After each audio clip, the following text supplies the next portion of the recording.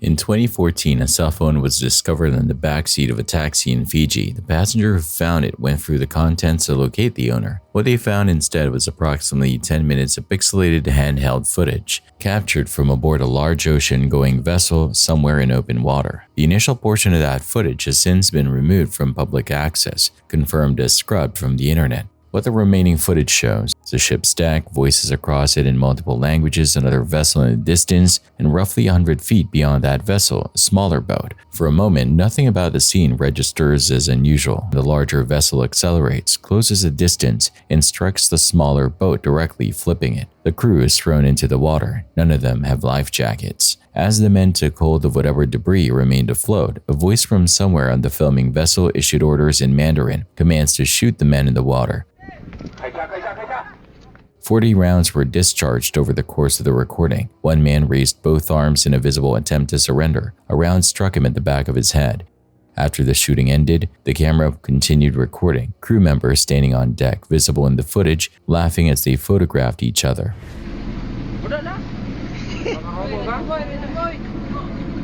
The video was uploaded to YouTube, where it circulated for several months before any authority encountered it or recognized its significance. The footage was ultimately found by Ian Urbina, an investigative journalist then at the New York Times and the founder of the Outlaw Ocean Project, a journalism organization that documents lawlessness, human rights violations, and crimes against the environment committed at sea in places beyond the reach of standard legal mechanisms. Urbina recognized the footage as documentation of a mass killing and spent months investigating its origin, working alongside maritime crime researchers. The recording contained enough visual detail of the surrounding vessels to give investigators a point of entry. The shooting had occurred on September 29, 2012 in the open Indian Ocean. 4 fishing vessels had been present at the scene. A maritime research group ran the ships visible in the footage against global vessel registries and databases. The filming vessel was identified as the Ping Shin 101, operating under Taiwan's flag. That identification established jurisdictional responsibility. Under the flag state principle governing maritime law,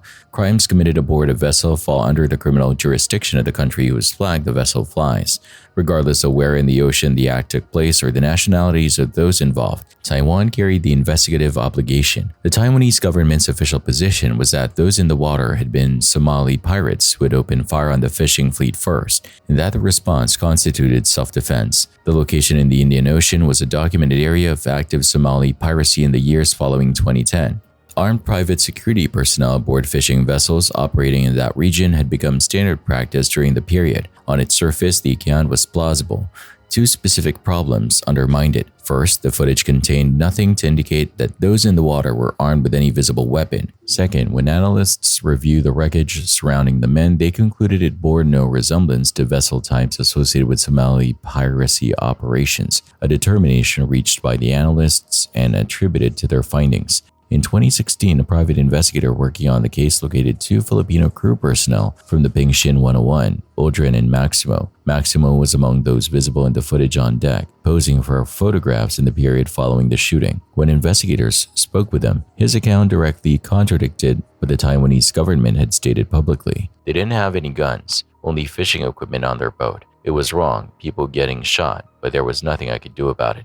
Drawing in witness testimony and forensic analysis of the voice audible on the loudspeaker, investigators identified the man issuing the orders as Wang Fun-yu, the ship's captain, a Chinese national. Wang had instructed a pair of Pakistani security guards stationed aboard the vessel to fire on the men already in the water. A minimum of 10 people died. That figure represented what investigators could establish. The actual death toll across the duration of the encounter may have been higher. Dozens of witnesses were present across the surrounding vessels. No maritime law compelled anyone among them to report what they had observed, to render assistance, or to intervene. None did. No bodies were recovered. For close to 2 years, the killings remained entirely unreported, and would have remained so if not for the footage left behind on an abandoned phone in a taxi in Fiji. In 2015, when the Ping Shin 101 was finally identified, the vessel had already sunk. No physical evidence remained. That recorded attack was not the first. According to Aldrin's account, about 5 days before the shooting captured on camera, Wang had assembled the Ping Shin 101 along with 3 more fishing boats to pursue a small sailboat. The ship surrounded the boat and took turns ramming it until it capsized. As the men entered the water, they called out that they were not Somali, not pirates. Wang ordered the Pakistani guards to open fire. When they hesitated, he came down from the bridge himself, picked up one of their machine guns, and opened fire on the men in the water. Taken together, the two incidents produced more than 30 deaths. Wang Funyu's arrest came in August 2020, close to 8 years after the killings in the Pingshin 101. The record was sufficient to establish 4 deaths at trial. Wang's stated position, consistent throughout all proceedings, was that the men were pirates and the shooting was lawful self-defense. Taiwan's Supreme Court confirmed a 26-year sentence in January 2025, following multiple appeals. The Pingshin 101 had reportedly been operating illegally in Somali waters at the time of the attacks, a detail cited in Maritime Reporting and Expert Assessment. Maritime experts have assessed that many of what were characterized as piracy incidents against foreign fishing vessels in that region in the years following 2010 were in practice Somali fishermen confronting vessels engaged in illegal fishing in their own waters. Under that interpretation, the men Wang killed may have been local fishermen rather than pirates, confronting a vessel operating illegally in their own waters. That interpretation is attributed to Maritime Expert Assessment and has not been formally confirmed. None of the victims had ever been named. No bodies were recovered. There is no documented record of who they were. It remains unknown whether anyone continues to wait for them.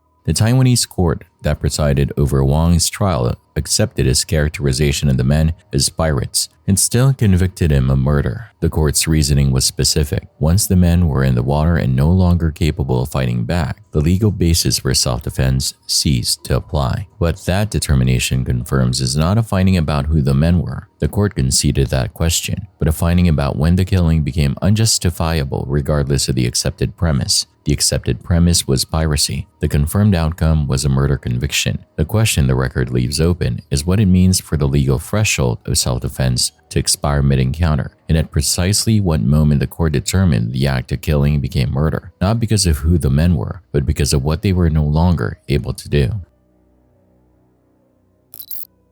On the night of July 1st, 1997, firefighters responded to residential fire at a small white bungalow on 50th Avenue in East Oakland, California. The structure was fully involved by the time crews arrived.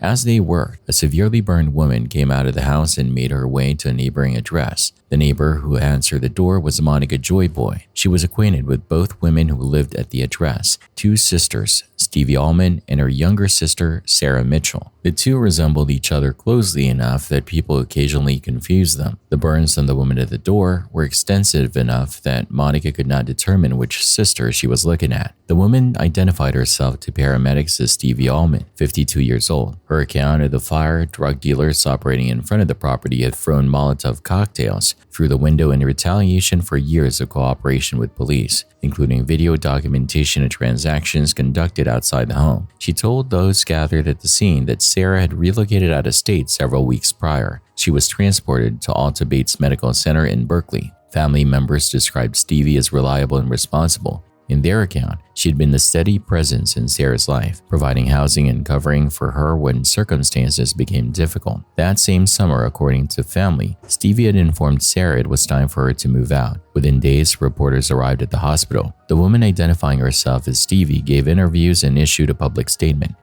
"It is difficult to imagine people could be this cruel. I have no doubt they intended to murder me and burn my house down on top of me."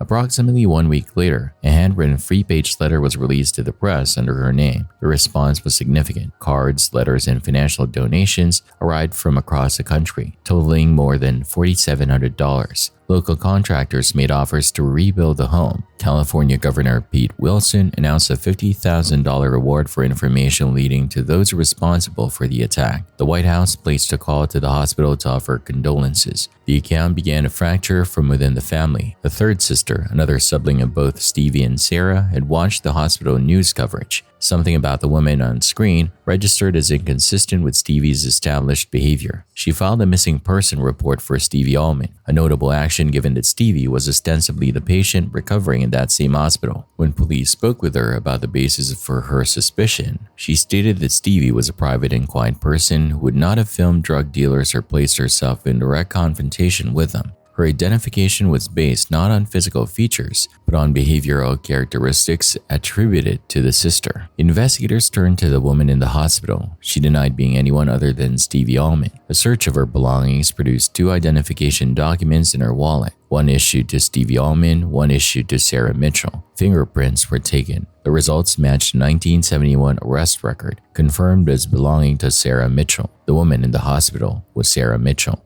On July 15th, investigators returned to the 50th Avenue address without confirmation. The physical evidence at the scene did not support Sarah's stated account. Broken glass from windows had been found on the exterior of the house, not the interior. A Molotov cocktail thrown inward through a window would produce the opposite distribution. The burn pattern on Sarah's body was consistent with splash burns, the type sustained when a person initiates a fire and is caught in the initial flare, rather than injuries consistent with fleeing an external attack. Both findings were confirmed forensic determinations. Near the origin point of the blaze, investigators examined a 4-foot-long chest freezer. The exterior surface had been charred by the fire. The unit's insulation had protected the interior from the heat. When the freezer was opened, investigators found the dismembered remains of Stevie Allman, secured inside with duct tape. Her skull showed fracturing consistent with a blunt force impact. The body had been separated at the arms, legs, and waist. The bathroom in the house bore blood on all 4 walls and on the ceiling, confirmed as a location where the dismemberment had been carried out. Stevie Allman had been inside the residence throughout the days during which her sister received national attention, public donations, a governor's reward offer, and a call from the White House under her name. The directionality of broken glass at a fire scene is a documented forensic indicator used to determine whether a window was broken from inside or outside, with a pattern of glass distribution on the interior or exterior of a structure providing evidence of the force's point of origin.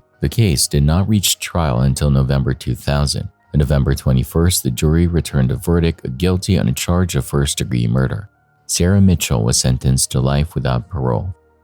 The glass found outside the windows of the 50th Avenue bungalow was examined before investigators opened the freezer, before the dismemberment site in the bathroom was confirmed, and before Stevie Allman's remains were identified. That single physical detail, the location of the broken glass relative to the window frame, established the direction from which the windows had been broken before any other element of the scene was processed. A Molotov cocktail thrown inward from the street produces glass in the interior. Glass found on the exterior confirms the opposite. The force that broke the windows came from inside the structure. Sarah Mitchell's account described an attack directed inward from outside. The glass pattern confirmed before the freezer was examined had already placed the origin of that force on the other side of the window.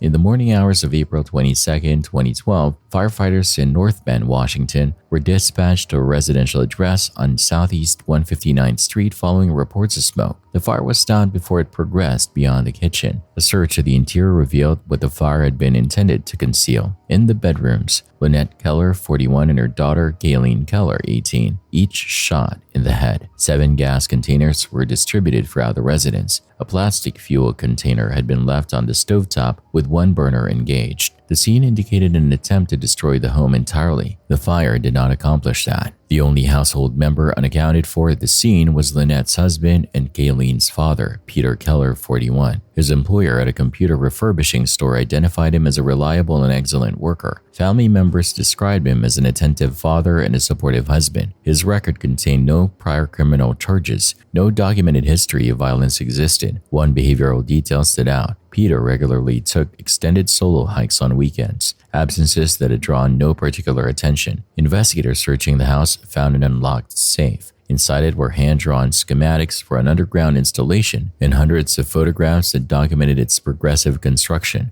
Hard drives recovered from the safe contained video Peter had recorded weeks before the killings. In one segment, he moves through dense forest speaking about the conclusion of what he describes as a long-running project, one that had required sustained stockpiling of supplies and would, once finished, eliminate the need to travel back and forth to the location.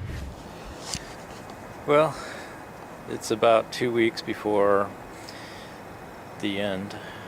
This is going to be my last video. Probably before till after that. I have about 3 loads left before the final. Been doing pretty good lately, getting about 2 loads up a week, about 100 pounds each week now. of supplies and material. Investigators assessed the video as documentation of Peter's planning process. The murders and the staged fire constituted the termination event he was describing, after which retreat to a prepared underground location would follow. The blueprints and construction photographs pointed to the destination, a bunker positioned somewhere within the Cascade Mountain range, within several miles of the North Bend address. I can last months up here without ever leaving. I've got propane, gasoline, food, soap, all supplies. So, really set right now. The search area was substantial. Without a confirmed location, investigators were working across between 30 and 40 miles of forested terrain with an unknown number of potential sites. No productive leads emerged for several days. On April 26th, 4 days into the investigation, a fire-damaged photograph was found at the Keller property. It was among the few pieces of physical evidence the fire had not eliminated. The image appeared to show the view from within the bunker, looking outward through surrounding trees. Visible in the background, electrical lines and rooftops subsequently identified as belonging to the North Bend Premium Outlets. At the same time, a tip came in from hikers who recalled seeing Peter's red 1994 Toyota pickup at the Rattlesnake Ridge trailhead weeks before the murders. These two data points, the photograph sightlines and the vehicle's documented position, placed the bunker on a specific section of mountain roughly 4 miles from that trailhead. On April 27th, approximately 36 SWAT officers ascended the ridge. After 7 hours of searching the terrain, the bunker was located. Peter Keller's position inside the structure was not immediately known. Officers surrounded the site and deployed tear gas. Peter fired back from within. The standoff extended for 22 hours. Officers then used explosives to open the roof. On the lower level, Peter was found dead from a self-inflicted gunshot wound. The firearm recovered next to his body was confirmed as the same weapon used in the killings of Lynette and Kayleen Keller. The bunker's contents, provisions, and water sufficient to sustain occupancy for months, firearms, body armor, and a cash reserve in the tens of thousands. Based on the totality of evidence, investigators concluded that Peter intended to abandon his responsibilities as a spouse and parent and establish an independent existence elsewhere. In the investigative assessment, Lynette and Kayleen represented an obstacle to that objective, one he resolved through their deaths. Getting to the point where just trying to live and pay bills and live as a civilian and go to work, it just freaks me out. It's actually more comfortable for me to think about living out here, robbing banks, pharmacies, just taking what I want for as long as I can. At least it'll be exciting. It won't be boring. And I don't have to worry about Lynette or Kayleen. And everything will be taken care of. It'll just be me. Or, a while ago, I used to sit here and think, this whole thing is just crazy at times, and then I'd think about it, and it would make sense, and it's like, okay, this is what I got to do. But, now, I guess with time, I just think that way all the time, that this is what I got to do. I don't even question it anymore. It just seems like everything makes so much sense now. At this point, I don't know what's going to happen. I may get caught right away. Basically, if I get caught, I'm just going to myself. So, I could basically be in 2 weeks or 3 weeks. I don't know. It's all up to chance at this point. So, I don't think anyone knows where I'm at. But if they put it together, who knows? At this point, I have to take that chance. Following the closure of the case, Lynette's family directed the cash recovered from the bunker, together with the remaining assets of Peter's estate, toward the establishment of the Kayleen Keller Memorial Scholarship Fund at DigiPenn Institute of Technology, the institution Kayleen had planned to attend. The construction of the bunker reportedly began nearly 8 years before the murders, a timeline that predates the killings by close to a decade. The construction of a concealed underground structure over a multi-year period combined with documented stockpiling of supplies and cash, represents a documented pattern of premeditated planning and forensic behavioral analysis, where the extended preparation period is treated as evidence of deliberate intent rather than impulsive action. What the confirmed 8-year construction timeline establishes is that the bunker project and the killings are connected by a documented span of preparation. What it does not confirm, and what the investigative record does not resolve, is the nature of that connection, whether the murders were the intended conclusion of a plan that began when construction began, meaning the killings were the precondition Peter built toward for 8 years, or whether the bunker was independently motivated and the decision to kill Annette and Kayleen was made separately at some later and unconfirmed point during that period. Both interpretations are consistent with the physical record. The timeline establishes when the preparation started. It does not confirm whether, from the beginning, the murders were part of what that preparation was building toward.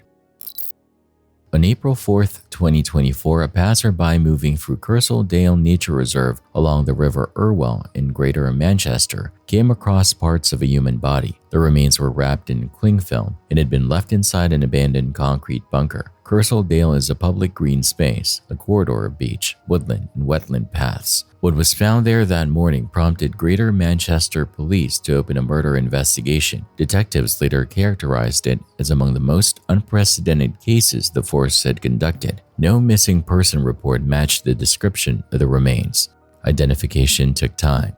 The remains belonged to Stuart Everett, 67, a retired civil servant and the leaseholder of a terraced house at 195 Worsley Road, where he had lived since 2013. Stuart had sublet the property's other rooms to Polish migrants over the years. He had no children. He had never married. His siblings in Derby, brothers and a sister, referred to him as Benny. Some years before his death, Stuart had suffered a stroke that affected his speech and left him dependent on a walking stick. He was a son of Polish immigrants, and he had spent years running English language classes for newly arrived members of Manchester's Polish community. It was through those classes that Stuart had originally met Marcin Majerkiewicz. By 2017, Marcin had moved into Stuart's home. 7 years of cohabitation had followed. Stuart had described Marcin to friends and family as his partner. A 2021 email from Stuart to a friend referenced Marcin's tattoos, his reserved nature, and the degree to which the two share their daily lives, including access to Stuart's email account. Marcin was 41 years old and had been a UK resident for close to 2 decades. By November 2023, Marcin's financial position had deteriorated substantially. He was unemployed, he had accumulated approximately £60,000 in loan debt, credit card balances totaling £13,000, had received no payment in months. He could not cover his rent.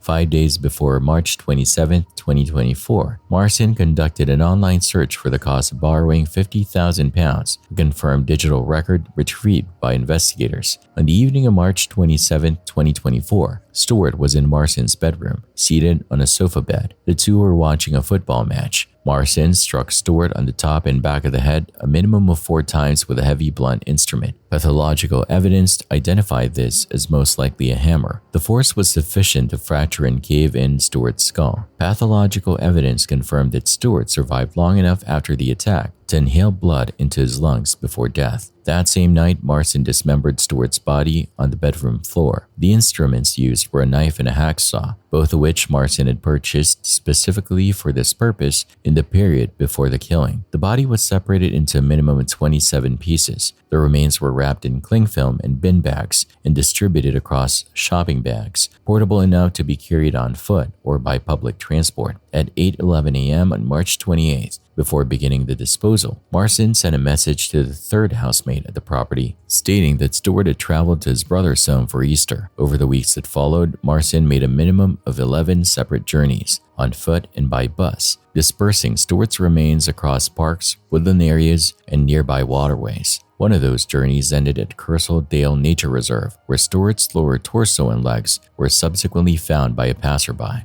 With the body in the process of being dispersed, Marcin began the next phase. Using Stuart's phone, he contacted Stuart's family in Derby. The message: Stuart had become unwell and was no longer able to speak by phone. Stewart's family received those messages and understood Stewart to be alive throughout this period. Marcin then arranged for a removal company to clear Stewart's belongings from the property and contracted a dumpster for disposal. When family members noticed the disappearance of Stewart's possessions, Marcin relayed a message that Stewart was relocating. To reinforce the fiction, he recorded video footage inside a separate property and transmitted it to Stewart's family as though Stewart were showing them a prospective new residence. Using Stewart's login credentials, Marcin accessed and changed passwords across Stewart's bank accounts. He retrieved records from Stewart's government gateway and pension documentation. He initiated a loan application under Stewart's name. When Stewart's mobile phone provider required direct verbal confirmation from the registered account holder, Marcin took the call. He spoke slowly and with a slurred delivery, replicating the effects of Stewart's stroke.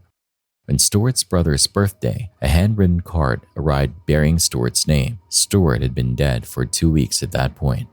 Greater Manchester Police's CCTV unit began processing thousands of hours of recorded footage from the surrounding area. A figure emerged from the material that investigators designated the heavy bag man, a person visible on multiple cameras leaving the address, carrying bags of substantial weight and returning without them. The bus routes this individual traveled were traced and cross-referenced, narrowing the search to the Winton area. On April 25th, 2 investigators in an unmarked vehicle observed the man in the street and identified him as a figure from the footage. They tracked him on foot to a bus stop. Before the vehicle departed, uninformed officers approached and arrested him.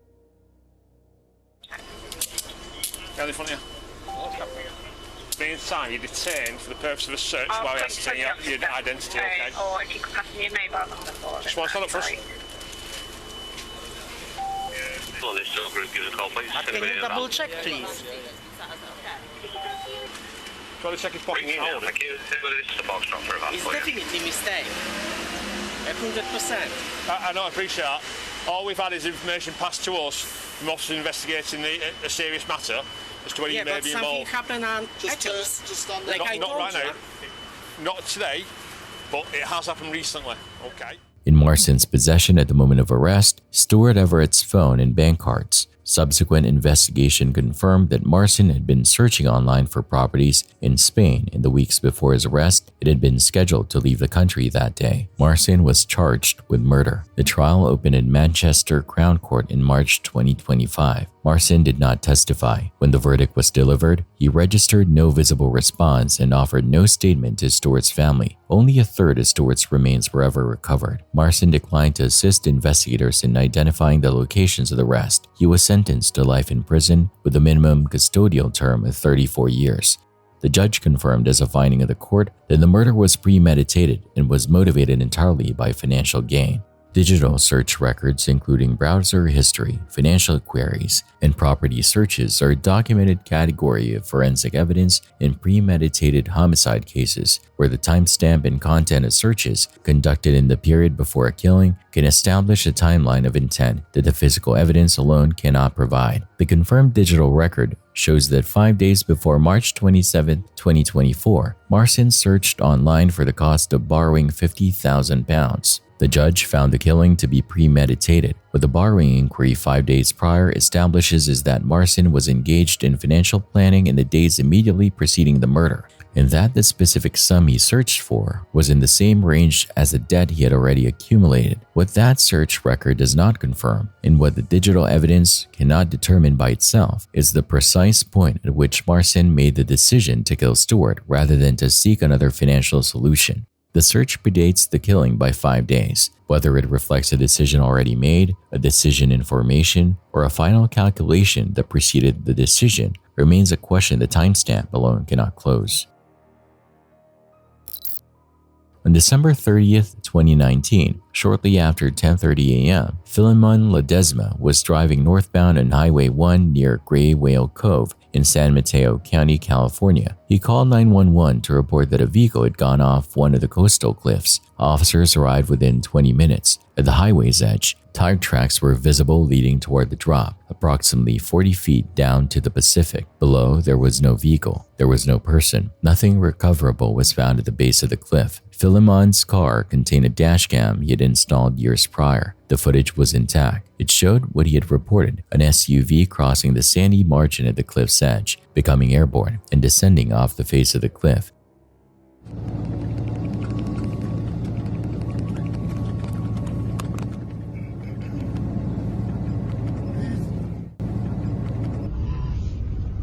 The California Highway Patrol and Coast Guard initiated a coordinated search, personnel operating across land, sea, and air. Vehicle debris was subsequently located in the water below, but analysis confirmed it was unrelated to the SUV in question. 2 days after the incident, the footage was released and circulated widely across online platforms. The public response did not produce leads. It produced a different complication. Viewers scrutinizing the footage frame by frame raised questions. Why had Philemon continued driving rather than stopping? How had a vehicle left no recoverable trace? A growing segment of viewers concluded the footage had been digitally fabricated. The California Highway Patrol dismissed those claims directly. Shamir Alibi, founder of the deepfake detection company Amber Video, independently assessed the footage as most likely authentic, attributed to Alibi's evaluation. The terrain below that section of Highway 1 provides a partial explanation for the absence of recoverable evidence. The coastline directly beneath those cliffs consists of jagged rock formations, heavy brush cover, confined ravines, and surf conditions capable of displacing or fragmenting a vehicle rapidly. Access to that section of coastline is severely restricted even for organized rescue teams under daylight conditions. Coastal terrain below elevated highway sections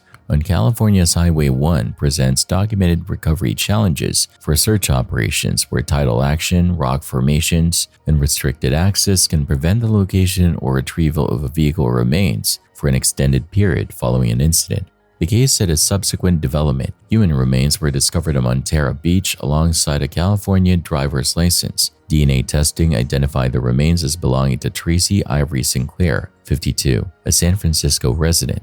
A DMV records search confirmed that she was the registered owner of a 2007 Lexus SUV, consistent with the vehicle documented in the dashcam footage. Months prior to her remains being found, her family had filed a missing person report. Following the identification of Tracy Sinclair, the manner of the incident was reviewed. Officials were unable to establish whether the vehicle's trajectory off the cliff resulted from a loss of control or a deliberate act. The official record leaves the manner of death unresolved. This stretch of Highway 1 has a confirmed prior incident history. In 2004, Jason Alter, 23, drove off this same section of roadway. His remains were recovered on the beach several days later.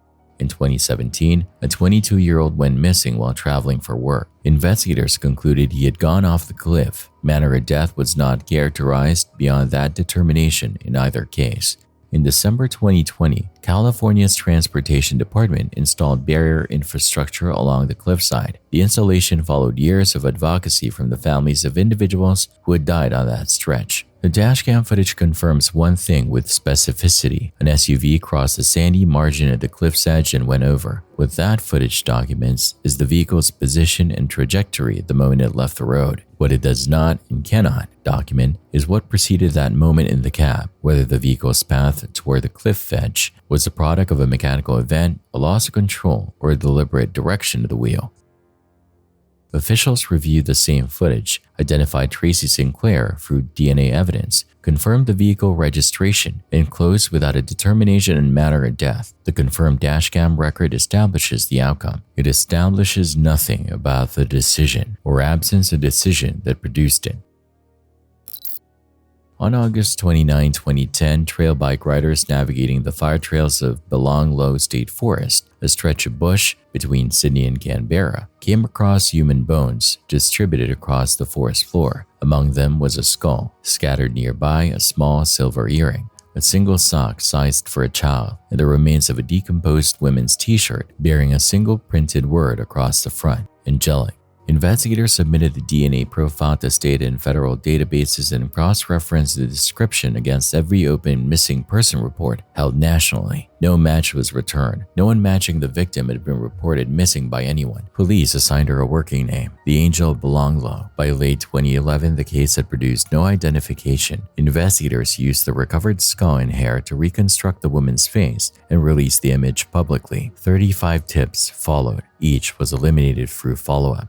By 2015, 5 years after the discovery, the victim remained unidentified. Her name was Carly Pierce Stevenson. She was 22 years old and had grown up in Alice Springs, Northern Territory. In 2006, at 17, she had given birth to a daughter named Candace. By late 2008, Carly had been in a relationship with Daniel Hold'em, 34, for approximately 2 months. In early November 2008, she loaded her car and departed Alice Springs with Hold'em and Candace, their destination a southward route along the Stewart Highway toward Adelaide. The departure was unexpected by those close to her. Carly's Aunt Sharon later told 60 Minutes Australia that the announcement had been a bit of a shock. By mid-November 2008, Carly placed a call to Tanya Weber, her mother's closest friend and a significant maternal presence in her life. According to Weber's account, Carly was crying during that call. She told Weber she had made a mistake leaving with Daniel and wanted to return to Alice Springs. A week and a half after she left, she rang me up. She was crying. She just said to me that she thought she f***ed up. She wanted to come home by the sounds of things. And I said, well, I can book a flight, I can pay for a flight, do you have money? No, it's okay. And by the end of the conversation, she was sort of back to her giggly laughing self. So I didn't think too much more of it. That call was the last confirmed contact anyone in Carly's life had with her. In the early hours of December 15, 2008, Hold'em drove Carly into Belonglo State Forest. What occurred there was subsequently reconstructed from physical evidence. Photographs retrieved from an SD card Hold'em retained for years and witness testimony. Carly was sexually assaulted. Hold'em then placed his full body weight on her chest and throat, collapsing her hyoid bone with sufficient force to fracture her neck. After her death, he photographed her body in multiple positions, some of which corresponded closely to the arrangement of her remains as investigators found them years later, confirmed from the SD card. He left her on the forest floor, partially concealed behind a fallen log, the angelic t-shirt still on her body. In the days that followed, he cleared out Carly's vehicle and traded it for an older model. Candace was still in his custody. On December 19th, Hold'em brought Candace to a nearby motel, checking in under a name that was not his own. According to the account of a former girlfriend, Hold'em forced a dishcloth into Candace's mouth, suffocating her, attributed to that former girlfriend's testimony. He wrapped her body in a towel from the motel room, placed her inside a suitcase, drove westward into South Australia, and left the suitcase beside the highway. It remained there undiscovered for close to 7 years. Over the 2.5 years that followed, Hold'em used Carly's phone to generate text messages directed at her family and social contacts. The messages communicated that she was alive, had relocated, and did not wish to maintain contact. When Carly's mother, Colleen, reached out, responses attributed to Carly's phone requested money. Colleen transferred funds on multiple occasions, operating under the understanding that she was providing support to her daughter. Hold'em and a then-girlfriend made withdrawals from Carly's bank accounts across multiple Australian cities over this period, totaling approximately $100,000 in confirmed funds. By September 2009, the pattern of inconsistency in communication had grown sufficient to concern Colleen. On September 4th, she filed a missing person report with police. Investigators accessed Carly's bank account records and phone activity. Both showed recent transactions and usage under her name. The system returned an indication that Carly Pierce Stevenson was active and alive. The report was closed on September 10th. 6 days after it was filed, Colleen withdrew the report in October 2009. Neither Carly nor Candace appeared in active missing persons records at any point thereafter. On July 14, 2015, a motorist passing along a South Australian roadside stopped after noticing an abandoned suitcase. Inside were the skeletal remains of a young child, wrapped in a blood-stained towel. Dishcloths were present in the mouth. Duct tape had been applied around the skull. Police distributed images of the child's clothing nationally and issued a public appeal for information. More than 1,200 calls were received through Crime Stoppers. Among them was Tanya Weber, who contacted investigators after recognizing clothing visible in the distributed images as similar to what Carly had dressed Candace in, attributed to Weber's account. DNA testing confirmed the child's identity as Candace. A familial DNA comparison then linked Candace's profile to the unidentified remains recovered from Belonglo State Forest in 2010. The angel of Belonglo was confirmed as Carly Pierce Stevenson. Identity fraud involving a deceased person's financial accounts and communication channels is a documented investigative challenge in missing persons cases, where continued activity under a victim's name can suppress the formal classification of that person as missing, removing the evidentiary urgency that would otherwise direct investigative resources toward locating them. At the time investigators moved to arrest Hold'em in connection with these killings, he was already serving a custodial sentence for the assault of a separate underage victim. He was convicted of both murders and received 2 life sentences without the possibility of parole. Who I am.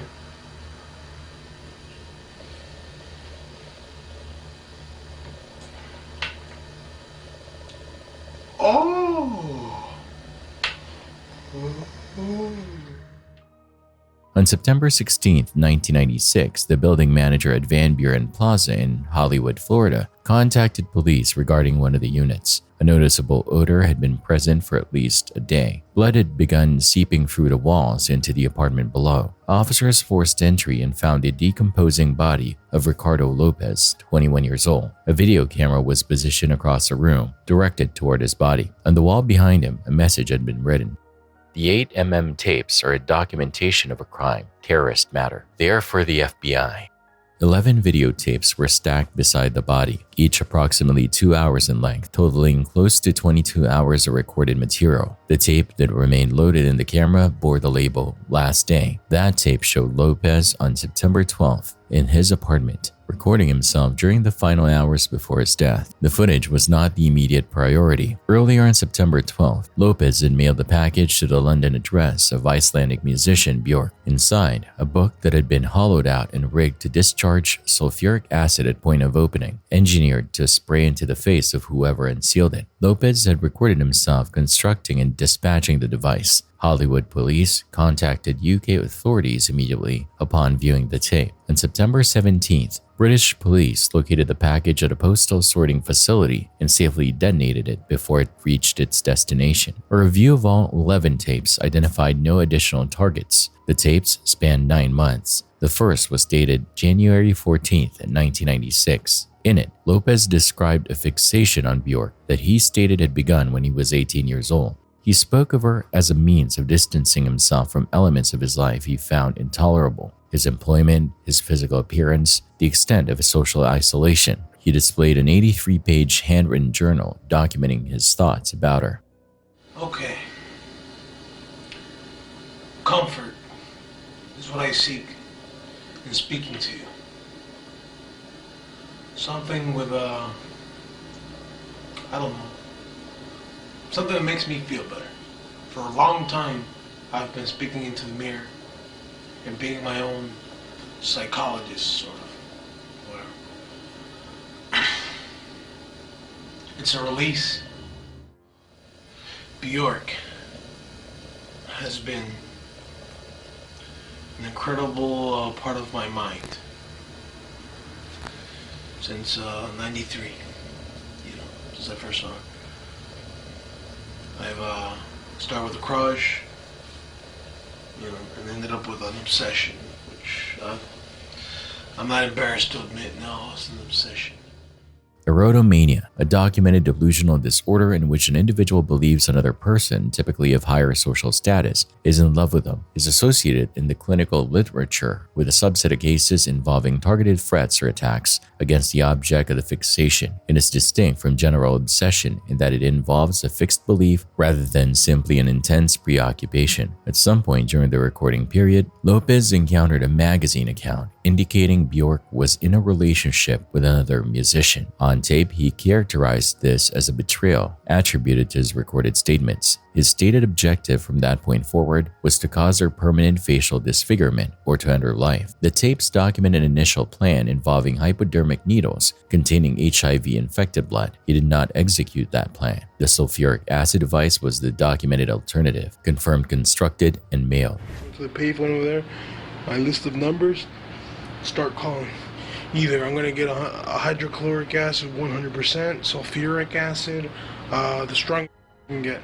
Lopez's family had registered concern about his condition during this period and arranged for him to attend outpatient mental health appointments. He attended. He did not disclose the tapes to his therapist. He did not disclose what he was preparing. By midsummer, his employer had noted deteriorating hygiene and behavioral changes. Lopez subsequently left his position and disconnected his telephone. The remaining tapes concentrate increasingly on the device and its delivery. On September 12th, he recorded and labeled the final tape. He mailed the package. He returned to his apartment. 4 days later, police found him dead. The 11 tapes were released publicly, 22 hours of documentation. When Bjork was informed of what had occurred, she sent a card and flowers to Lopez's family. Lopez's family had taken a documented step during the period of the recordings. They identified that his condition warranted professional attention and arranged mental health contact. That contact occurred. Lopez presented himself for outpatient appointments. He said nothing to his therapist about the tapes. He said nothing about the device. He said nothing about Bjork or what he had been constructing for months in that apartment. The confirmed non-disclosure establishes what the interventionist family facilitated could not have reached, not because the contact failed to occur, but because the information required to act on it was withheld from the only person in a professional position to do so. What the record does not resolve is whether disclosure, had it occurred, would have produced an outcome that intercepted the device before it was mailed, or whether the clinical and legal mechanisms available at that point would have been sufficient to interrupt what was already in motion. In mid-July 1990, Beverly McGowan, 34, placed a classified advertisement seeking a roommate to share the mortgage costs on her condominium in Pompano Beach, Florida. Beverly worked as a loan processor at Glendale Federal Bank. She kept her personal life close. A small rose tattoo on the back of her right ankle was ordinarily concealed beneath the hem of her jeans. In the years prior, she had lost 2 former partners in unconnected vehicle accidents. Since then, she had been living alone. A woman answered the advertisement and appeared at Beverly's door. She gave her name as Alice. Her account of herself, a junior executive at IBM, temporarily between residences as a work relocation was being arranged. Within weeks, Alice had moved in. Shortly after settling, she told Beverly she was studying numerology, a system of belief in which a person's date of birth and name are understood to reveal characteristics of personality and life direction. She offered Beverly a complimentary reading. To conduct it, she said she would need Beverly's social security number, passport details, driver's license information, and banking records. Beverly provided all of it. On July 18th, a woman telephoned Beverly's place of employment, identifying herself as Beverly. She bypassed Beverly's supervisor entirely, someone who would have recognized her voice, and instead requested the head of security. She stated she was ill and ended the call. 18th, an individual calling herself Beverly McGowan calls in sick to work, and unfortunately, nobody ever sees Beverly McGowan again. 18 minutes later, 2 outgoing long-distance calls were placed from Beverly's phone, one booking a hotel in the vicinity of Heathrow Airport, one reserving a rental vehicle, both in Beverly's name. Over the 2 days that followed, Beverly's credit card generated a trail of transactions across Miami, clothing purchases, an ATM withdrawal, a pair of shoes. On July 20th, the card appeared at a travel agency. A one-way ticket to London was booked under Beverly's name, British Airways Flight 292, departing July 22nd. During the same window, handwritten letters were mailed to Beverly's brother Steve, her sister Jane, and a close friend. The letters conveyed the same message. Beverly had decided to sell the condominium and relocate to begin a new chapter. Steve received his letter on July 19th. His reaction by his own account was immediate unease. Beverly had recently purchased the condominium and was in the process of reestablishing stability in her life. When I saw the letter, I was very disturbed by it. For her to leave didn't make any sense because she was giving up everything that she'd worked so hard for. And then once I was reading the letter and I get down the bottom and I see that goodbye, I said she was trying to tell me something at that point. I can show you 100 letters from her to different people, and not one of them say any more than Bev. I think that there was somebody there with her when she was writing my letter. He canceled her credit cards. The card's activity ceased. With it went the means of tracking whoever had been using it. That same evening, approximately 100 miles north in St. Lucie County, a fisherman discovered a female body. The head had been removed. Both hands had been removed. The skin over the upper left abdomen had been excised, eliminating what had been a tattoo. The small rose tattoo on the right ankle had not been located or removed. Police used it to make the identification. The body was Beverly McGowan. Investigators concluded that the individual who had booked British Airways Flight 292 was in all likelihood Beverly's killer. The flight's passenger manifest listed 248 names. Neither Beverly McGowan nor Alice appeared on it. One name on the list was Sylvia Ann Hodgkinson. In May 1991, a patrol officer in Miami Beach found a woman asleep at the wheel of a rental vehicle that was overdue for a turn. The license plate on the car had been switched. A search of the woman's possessions produced 3 separate identification documents: a British passport issued to Sylvia Ann Hodgkinson, a Florida driver's license bearing the name Charlotte Ray Cohen, belonging to a real woman living in Orlando, and a third license in the name Elaine Parent. She was fingerprinted and held overnight. She was released without charges. The case produced no further movement for 5 years. In December 1996, an investigator working back through accumulated evidence ran each of the 248 names of the British Airways Flight 292 passenger manifest against the U.S. Department of State database. The name Sylvia Ann Hodgkinson returned an alert. The State Department record linked Hodgkinson to 2 additional aliases, Charlotte Ray Cohen and Elaine Parent, the same 2 names that had been present on the identification documents recovered from the woman arrested in Miami Beach in 1991. Investigators located Charlotte Ray Cohen in Orlando. She confirmed she had never visited Miami. She recalled, however, an encounter at a bar in Orlando in the late 1980s. A British woman with a compelling manner had approached her and requested her personal information to conduct a numerology reading. The connection between the 1991 Miami Beach arrest subject and the British Airways passenger was now confirmed. The woman in the condominium advertisement, the passenger on the flight, and the woman found asleep in the rental car were the same person. Elaine. The working designation applied across her confirmed aliases of Sylvia Ann Hodgkinson, Charlotte Ray Cohen, and Elaine Parent had used the same operational approach in each documented instance: a numerology reading offered to a target, personal and financial information extracted under the guise of it, and an identity absorbed for subsequent use. In 1998, a postcard arrived at the St. Lucie County Sheriff's Department, postmarked from London. The front carried a photograph of an oil painting depicting a woman ascending from a swimming pool, signed Piper. The reverse bore a typed message: "Your chameleon, best wishes." 4 years passed. On April 6, 2002, a rerun of America's Most Wanted broadcast in Panama City, Florida, generated tips from local residents identifying a woman in the area as resembling Elaine. Officers attended the address. A woman in nightclothes answered the door. She spoke in an American accent and presented a military-dependent identification card. Officers examining the document identified that the rank designation printed on it used British military terminology without a U.S. military equivalent. The ID was confirmed false on the basis of that single verifiable detail. Before officers could proceed to take her to a station for questioning, Elaine asked to change out of her nightclothes. She closed the bedroom door. She shot herself through the heart with a revolver. The room was subsequently searched. Its contents: men's clothing, a gray wig, a staged makeup kit, and a false passport. Nothing in the room confirmed who she was. Her real name was never established.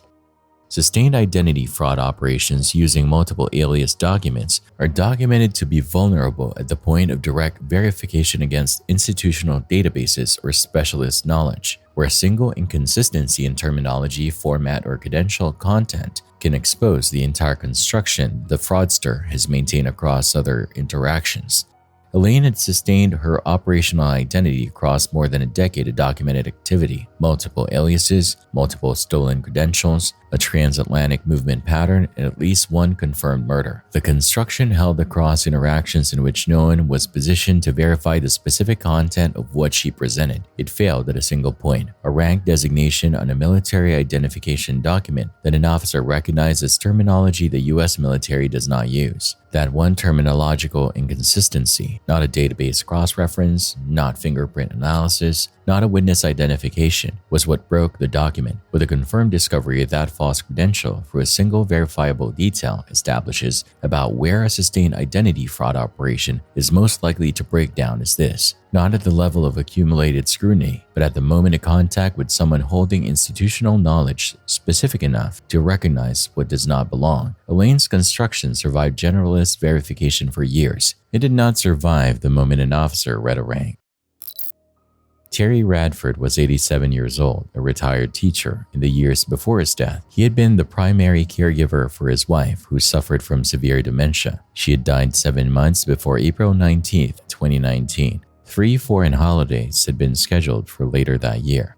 On the morning of Good Friday, April 19, 2019, Terry was near a bus stop on Worcester Avenue in Mansfield Woodhouse, Nottinghamshire, England. Gavin Collins, 38, had been released from custody less than 24 hours earlier. On April 18th, under the home detention curfew scheme, a mechanism under which low-risk inmates are permitted to serve the remaining portion of their sentence outside prison under electronic monitoring. A friend collected Collins from the prison gate. According to that friend's account, Collins' behavior was immediately abnormal. His speech and manner suggested he was under the influence of a substance. The following morning, Collins entered a neighbor's residence and threw prescription medication on the floor, unplugged electrical items, and characterizing them as the work of the devil. He then accessed a second neighbor's property, took their car keys, and drove away in their vehicle. Subsequent proceedings confirmed that Collins was in a psychotic episode at the time. Dashcam footage recovered from the wreckage documented what followed. The recording shows Collins moving through oncoming traffic at high speed while shouting profanities. He removed the vehicle's rear view mirror mid-journey. On the recording, Collins stated he was a descendant of God and that those who refused to follow him would face damnation.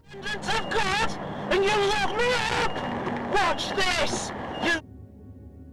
You think I'm strong? Wait until you f***ing my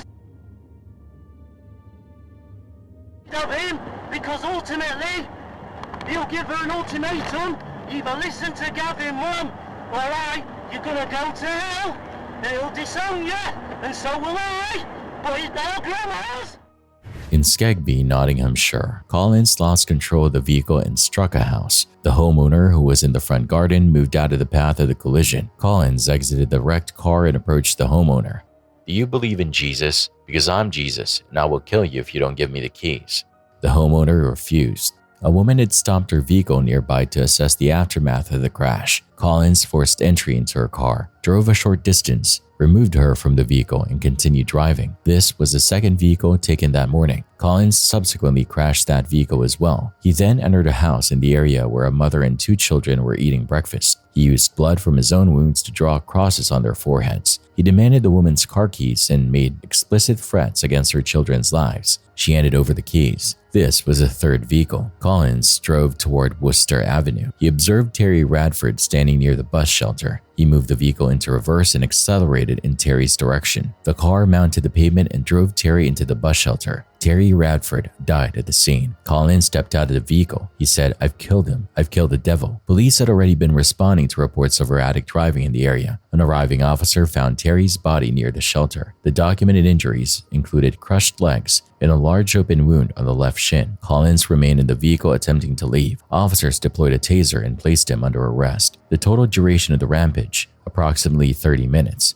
9 months after the incident, a jury returned a verdict of guilty on a charge of manslaughter. Collins was sentenced to life in prison. At trial, Collins stated he retained no memory of his actions that day. He told the jury that 90 to 95% of his adult life had been spent in custodial settings. He also stated that he had been hearing voices since childhood. Investigators subsequently established a sequence of events preceding the release. While incarcerated prior to April 18th, Collins had been assessed as presenting a risk of causing harm to others. He had been held in segregation from the general prison population. In the weeks before his scheduled release date, Collins set fire to his cell on 2 separate occasions. He also attacked a staff member with a plastic knife during that same period. Under the rules governing the home detention curfew scheme in England and Wales, an administrative early release mechanism would define exclusion criteria, including documented incidents of violence or rule violations within the custody period. Those incidents should have automatically triggered a block on his early release. Prison governors did not act on them. The block was not applied. Collins was released as scheduled on April 18th. The home detention curfew scheme's exclusion criteria exist as an automatic mechanism, not a discretionary one. The confirmed record establishes that the criteria for blocking Collins' release were met. 2 self-fires and a physical attack on a staff member within the weeks before the release date. The mechanism designed to respond to exactly those incidents existed and was documented. What the confirmed investigative finding establishes is not a gap in the system's design. The rule was there. but a documented failure by the responsible personnel to apply a rule that was already in place. The distinction matters to what the record confirms. Terry Radford's death was not preceded by an absence of a mechanism capable of preventing Collins' release. It was preceded by the confirmed non-application of one.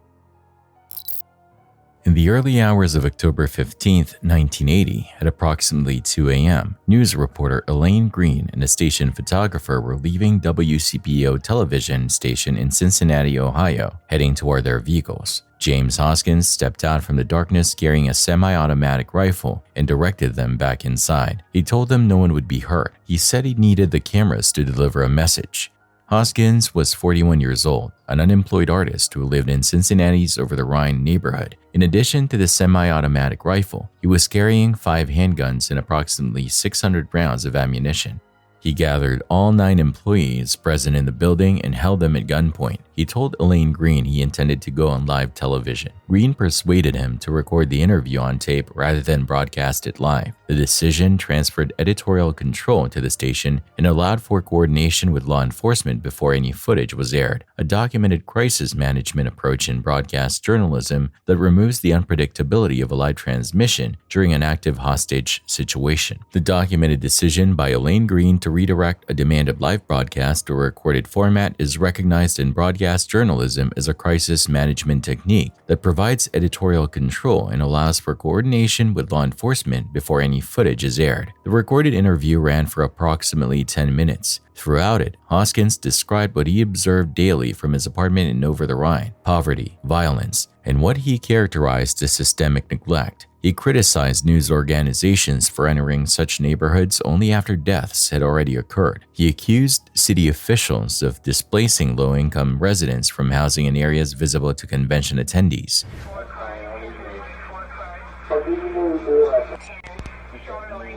Okay. Well, I really didn't have anything together, but there's been so much violence, not enough attention paid for the poor people in the Over-the-Rhine area, and there seems to be in the country a growing kind of thing to keep black and white at each other's throats, to keep the rich on top, so the poor people have no way to fight. The police have become the knights, the buffer between the rich and the poor. And the poor, I don't know if you've ever been in the Over-the-Rhine area to see the old people. They have nothing. I watch them. They have nothing. They sit in their bed all day long, and that's all they have to look forward to. Nothing's happening for them. Nobody cares. Nobody does anything for them.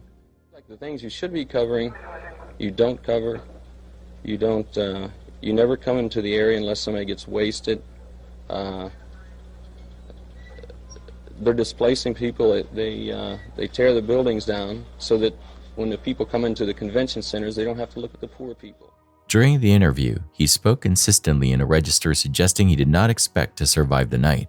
Can you see this world from your window? I can see the world from my bay windows, up and down the street. Possibly a story could be done from your window of the world I won't be there in my windows after this, I'm sure. Maybe you can do it from my windows, but I won't be there. As the tape neared its end, Green asked whether he had a final point to make. At that point, Hoskins disclosed that before arriving at the station, he had shot his girlfriend, Melanie Finley, 30. Her body was subsequently found by investigators inside their shared apartment on 12th Street. Hoskins attributed his circumstances to drugs, paranoia, and a plan he stated had been in development well before that night. He stated that he could not come back from what he had already done. We have probably another minute or so on this tape. Is there any other point you wanted to make? I can't think of any point I want to make, except give me a place where the police can come and get me and we're going to shoot it out. And you people can leave. Here? Well, I don't see any other place for me to shoot it out. They've got their magnums. They want to hurt the poor people in the street. I've got my magnums. I'm ready. I'm loaded. Idealistic things you just said. How You seem such a nice gentleman. I blew my girlfriend away tonight. It's over for me.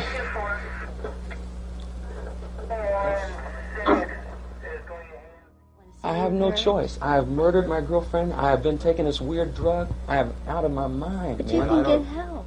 I can't. We planned. We did all these things. This whole thing was planned back in San Francisco. It was all started out. over the period of time, I've become paranoid. I tell you, the drugs or the angel dust, people turn me on to angel dust. They did numbers on me in San Francisco that I ran from one end of the place to the other. I know that I'm slipping away. Can't we help you before you slip in? You don't want to slip completely I'm away. gone. I'm gone. All they'll do, I don't know. there is no help for me. Look, I murdered my girlfriend. God damn, man, I killed her.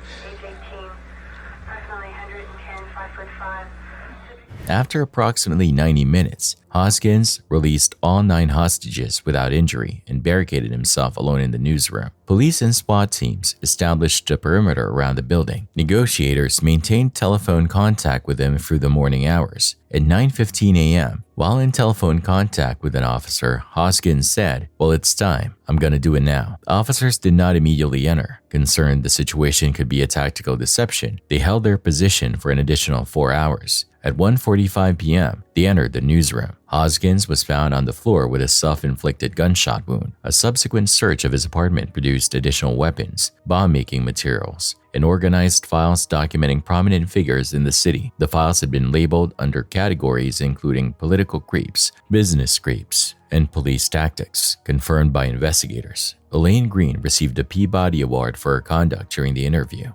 The confirmed sequence of Hoskins' decisions in the newsroom runs as follows. He recorded an interview in which he disclosed the prior killing of Melanie Finley. He released all 9 hostages without harming them. He barricaded himself alone. He remained in telephone contact with negotiators for several hours, and he gave verbal notice before taking his own life. Each of those decisions followed the disclosure. What that confirmed sequence establishes is that by the point Hoskins released the hostages, he had already told Elaine Green and the others in the room what he had done at 12th Street before arriving. What the sequence does not resolve, and what the interview record leaves open, is whether the release of the hostages was a decision Hoskins had carried into the station from the start, or whether it became his decision only after the confession, once a recorded interview had accomplished what he came to accomplish. The question the confirmed sequence puts to the record is what Hoskins understood his position to be at that moment. Whether he released 9 people because the plan had always included releasing them, or because by the point he understood that the only thing that remained unfinished was the ending he had already told them was coming.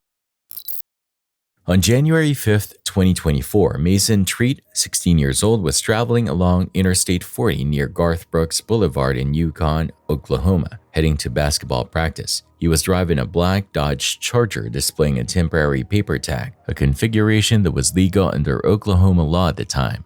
Canadian County Sheriff's Deputy Jose Tom Mendoza initiated a traffic stop and pulled Mason onto the highway's shoulder. The stop was conducted on a narrow section of that shoulder.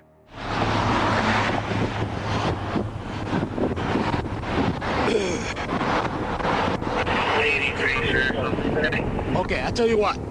I was gonna give you a written warning for the license plate. I'm not even gonna do that. I don't want nothing to show.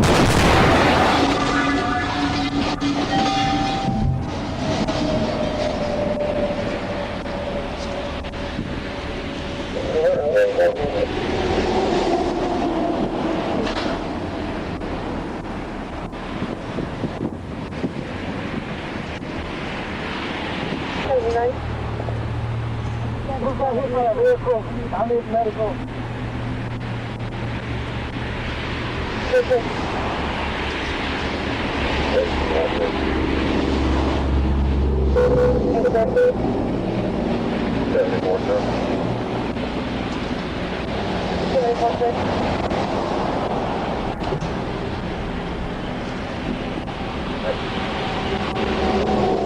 During the period the stop was in progress, a pickup truck struck both vehicles. The force of the impact pushed the Charger forward and compressed the rear of the vehicle. Both Mason and the deputy were caught in the collision. Following the crash, the deputy was able to radio for assistance. Emergency personnel, firefighters, and EMS crews arrived at the scene. It took 24 minutes from the moment of the crash for responders to extract Mason from the wreckage.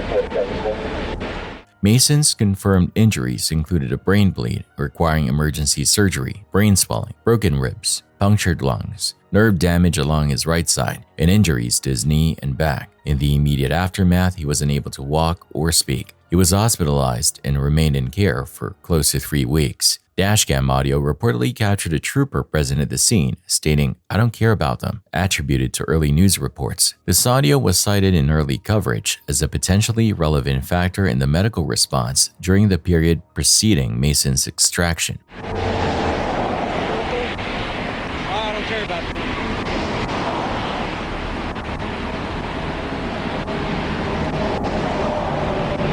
According to the Canadian County Sheriff's Office and early news reports, Deputy Tom Mendoza sustained multiple broken bone injuries, a concussion, and briefly lost consciousness during the crash. By February 1, 2024, the deputy had been discharged from rehabilitation but remained in a wheelchair. No public updates on the deputy's long-term recovery have been issued since that period. As of the time of reporting, Mason had made a significant recovery, though he continues to experience lasting physical effects. The cause of the pickup truck departing the roadway has not been established. A lawsuit was subsequently filed by Greg Treat, Mason's mother and a former Oklahoma Senate president. The lawsuit attributes the incident to driver fatigue or inattention on the part of the truck's operator and identifies the deputy's decision to conduct the stop at that location as a contributing factor. Both characterizations attributed to the lawsuit's allegations. High-speed highway shoulders are a documented elevated risk zone for traffic stop participants, where the proximity to live traffic at highway speeds creates a documented secondary collision risk for both officers and stop motorists that increases with the duration of the stop. The documentary record contains 2 specific confirmed or reportedly confirmed elements from the period following the collision, a 24-minute interval between the crash and Mason's extraction from the wreckage, and dashcam audio reportedly capturing a trooper stating, "I don't care about them," at some point during that period. What those 2 elements do not establish by themselves is the precise sequence of events and decisions during those 24 minutes, specifically whether the reportedly captured statement corresponds to a period during which a medical response decision was made, was delayed, or was actively withheld, and whether the extraction timeline reflected the mechanical difficulty of the extrication, the response time of arriving units, or both. On Halloween night 1990, approximately 150 people assembled at Blackbeard's Family Fun Center in Fresno, California. The event had been organized around a single performance, a live burial escape attempt recorded for television. The performer was Joseph Burris, 32 years old, known professionally as Amazing Joe. He was a self-taught magician from Fresno who had spent years in deliberate pursuit of a specific goal: to be recognized as a more accomplished escape artist than Harry Houdini. He had chosen the date deliberately. Halloween 1990 was the anniversary of Houdini's death. The stunt's design: Burris would be handcuffed and wrapped in chains, sealed inside a transparent plastic coffin, lowered into a grave 7 feet deep, and expected to free himself in under 1 minute before the material above him set. The historical record provided a relevant precedent. In 1915, Houdini had attempted a comparable live burial stunt. The weight of the overburdened soil was sufficient to cause him to lose consciousness. His assistants extracted him before he suffocated. Burris was aware of this. Burris had completed a version of the stunt previously. In Oregon, he had escaped from a wooden coffin buried under dirt. That performance was the basis for his confidence in escalating. For the Fresno stunt, he introduced a material Houdini had not used: wet concrete poured on top of the soil layer. Among those in the crowd that night were his sons, aged 13 and 10. 3 confirmed pre-stunt problems existed at the time of the performance. First, during practice runs, the escape sequence had taken 5 minutes to complete, 5 times longer than the sub-minute window the live stunt required. Second, the transparent plastic coffin had developed a crack during a prior practice run. Rather than replacing the structure, Burris repaired it himself using an adhesive purchased from a hardware store. Third, according to his assistant's account, Burris had not calculated the combined compressive load that the dirt and concrete together would apply to the coffin, and the only structural test he had conducted on it was jumping on it. Escape artist burial stunts are documented to require precise engineering of the containment structure's load-bearing capacity, as the combined weight of overburdened material applies compressive force to the coffin from all sides simultaneously rather than only from above. The performance proceeded. Burris was handcuffed and chained in front of the audience, placed inside the transparent plastic coffin, and the lid was sealed. The coffin was lowered into the 7-foot grave. Assistants shoveled dirt into the opening until approximately 3 feet of soil covered the coffin. A cement truck then moved into position and poured approximately 3 feet of wet concrete on top of the soil layer. As the grave reached its filled capacity, the ground dropped approximately 2 feet. Witnesses heard the coffin shatter beneath the material. The crew immediately began excavating, removing the same dirt and concrete they had just deposited. By the time Burris was brought to the surface, he had died. Old night anyway, but man, when it sunk, I just knew this is trouble. We're in trouble. And it's not fun anymore.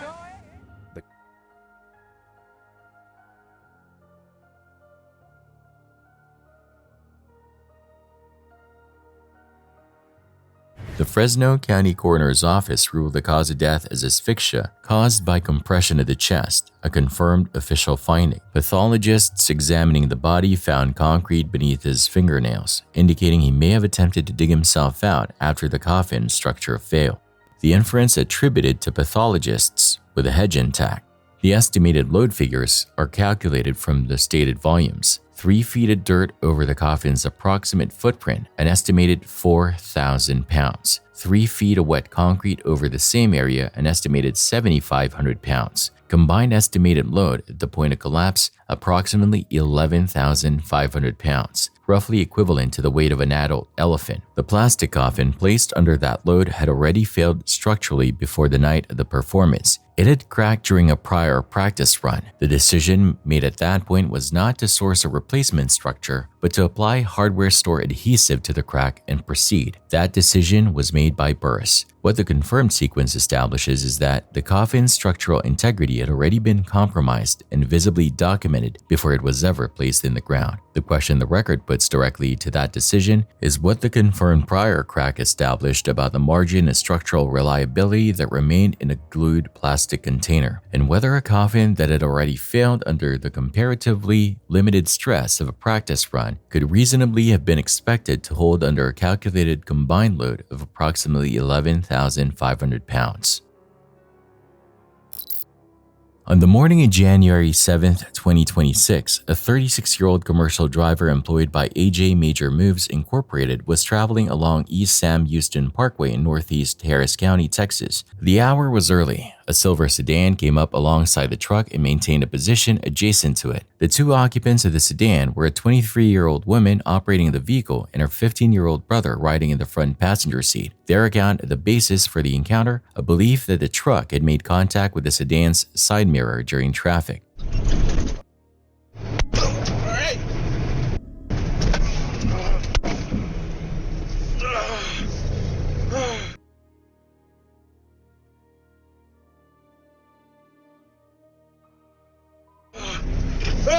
While the sedan held position alongside the larger vehicle, the 15-year-old extended himself through the passenger window and discharged a single round over the roof of the car in the direction of the truck cab. The bullet passed through the truck's passenger side door. It struck the driver in the abdomen. Despite the injury, the driver held the vehicle on course and brought the 18-wheeler to a controlled stop without the truck becoming a hazard to other road users. I'm stopped. I'm being shot in the side of my stomach. I'm in the 18-wheeler. Emergency personnel transported him to hospital in critical condition. He underwent surgery. He survived. Reporting at the time indicated that full recovery was anticipated. Officers detained both the driver of the sedan and the 15-year-old at the scene. The juvenile was subsequently charged with aggravated assault with a deadly weapon. Because the case involves a minor, the available public record of proceedings that followed remains limited. Road rage incidents involving firearms on high-speed highways are a documented public safety risk. or a discharged weapon in a moving vehicle environment creates hazard not only for the intended target, but for all other road users in proximity. The 18-wheeler driver's ability to maintain directional control after taking a gunshot wound to the abdomen was a significant factor in preventing a secondary incident on an active multi-lane highway during morning traffic hours. The confirmed sequence of events: a disputed mirror contact, a firearm discharged from a passenger window at highway speed, a round that penetrated a vehicle door and wounded the driver, developed in seconds in open traffic involving a 15-year-old in possession of a loaded weapon. On the morning of March 3, 1989, Pamela Turner contacted the Berkeley County Sheriff's Office.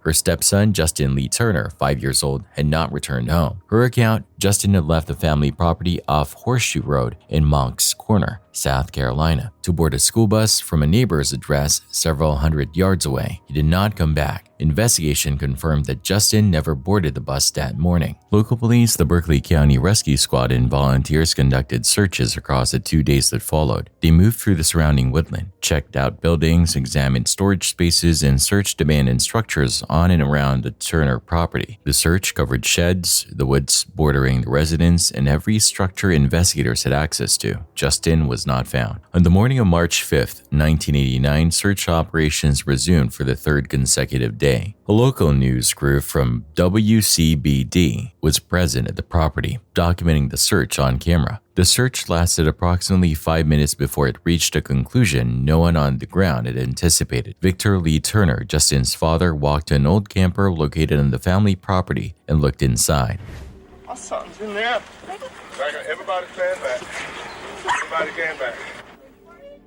Inside a cabinet in that camper, he found Justin's body. The WCBD crew's footage captured the moment of discovery, footage that would remain the most significant documented evidence in the case for the decades that followed. The autopsy confirmed that Justin had been strangled. Physical evidence recovered from the camper produced no investigative leads and no path to charges. According to reports, the camper had been included in the searches conducted during the first 2 days, and nothing had been found inside during those earlier passes. That attributed account, if accurate, established a specific implication. Justin's body was placed in the camper after the initial search had already covered that structure, during a period when law enforcement, volunteers, and reporters were present and active on the property. The body would have been introduced to that location while the search for it was ongoing. The WCBD footage drew investigative attention to Victor Turner's conduct in the moments immediately following the discovery. In the recording, Victor did not call out to Justin. He did not move toward the body or make any attempt to determine whether Justin was alive. He stepped back almost immediately upon looking inside. Investigators also noted, attributed to investigative observation, that when search operations resumed on March 5th, Victor moved directly and without apparent uncertainty to the camper on the property and located Justin within seconds. Despite the interior containing multiple drawers and cabinets across which the search would ordinarily have had to proceed, the combination of the approach and the speed of the discovery was recorded as a point of investigative interest. No physical evidence was sufficient to support charges at that time. What investigators had was behavioral, documented in footage and noted in their records, but not convertible into prosecutable evidentiary basis. The case went cold. Victor and Pamela Turner eventually left Berkeley County and relocated to South Carolina's upstate region. According to investigators,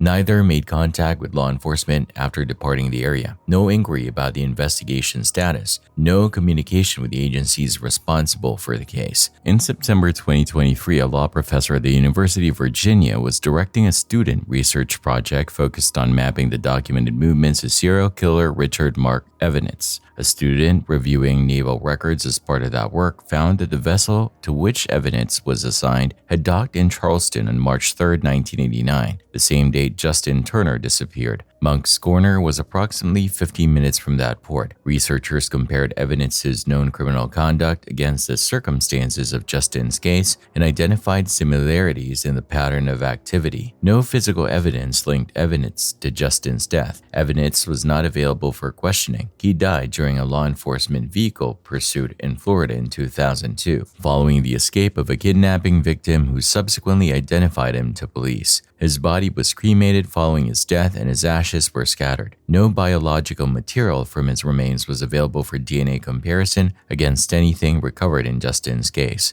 investigators subsequently re-examined microscopic fibers recovered from Justin's clothing, applying newer forensic testing methods to material that had been held since 1989. The fibers were compared against a rope recovered from inside the Turner family home. According to investigators, the fibers were consistent with the possibility that the same rope had been involved in the strangulation.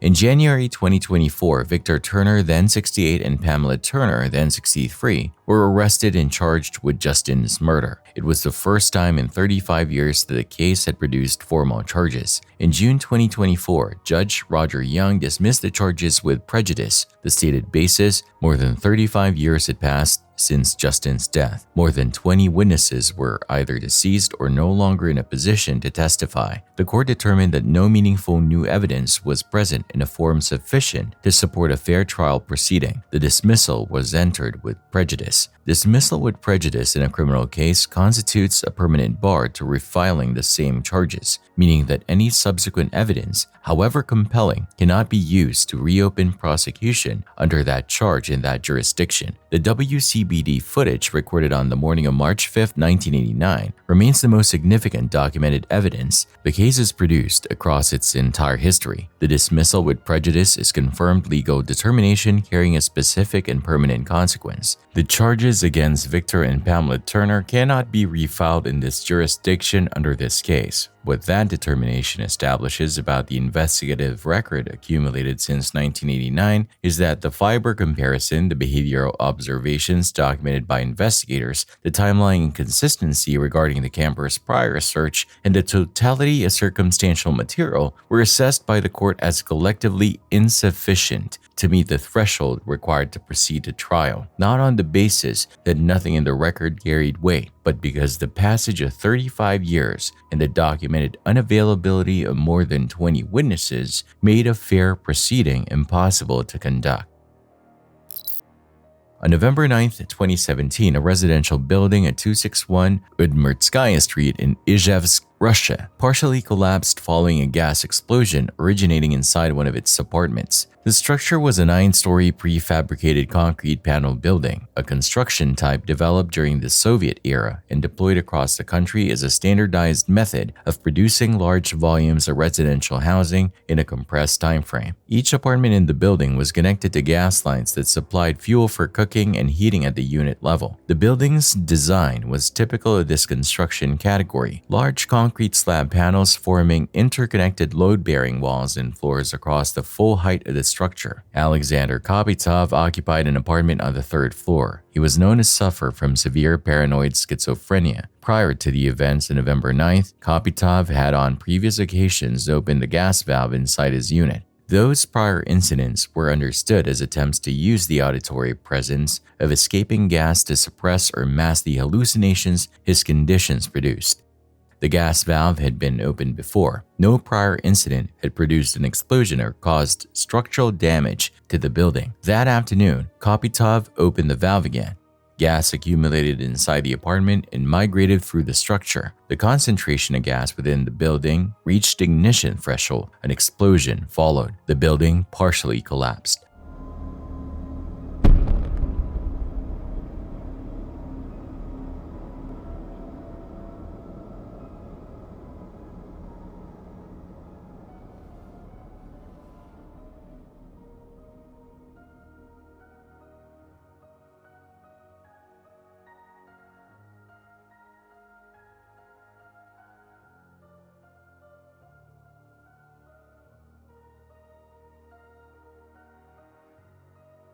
Soviet-era prefabricated panel buildings are a documented structural risk category in gas explosion incidents, where the interconnected load-bearing concrete slab design can cause a localized explosion to propagate structural failure across multiple floors or sections of the building simultaneously. The same construction efficiencies that enabled rapid deployment of residential housing across the Soviet period produced a structural system in which contained, localized failure is difficult to achieve once an explosion-driven collapse begins at any point in the load-bearing work. Kopytov survived the initial explosion. He was taken into custody in the aftermath. 7 people died in the incident. 2 of them children. Several additional residents sustained serious injuries and were recovered from the debris by emergency personnel. Rescue teams arrived at the scene rapidly. Hundreds of workers participated in the search and recovery operation across the collapsed section of the building. Contemporary reporting identified the speed of the emergency response as a factor that limited the overall casualty count. Investigators confirmed the cause: the release of gas inside Kopitov's apartment, combined with the building's structural design, which allowed the resulting damage to propagate rapidly across the structure once the initial collapse was triggered. Following the incident, the most severely damaged sections of the building were partially demolished. Structural assessments were conducted on the remaining portions, and repairs were carried out. Residents who had been displaced were provided with alternative housing or given support to return to the repaired building.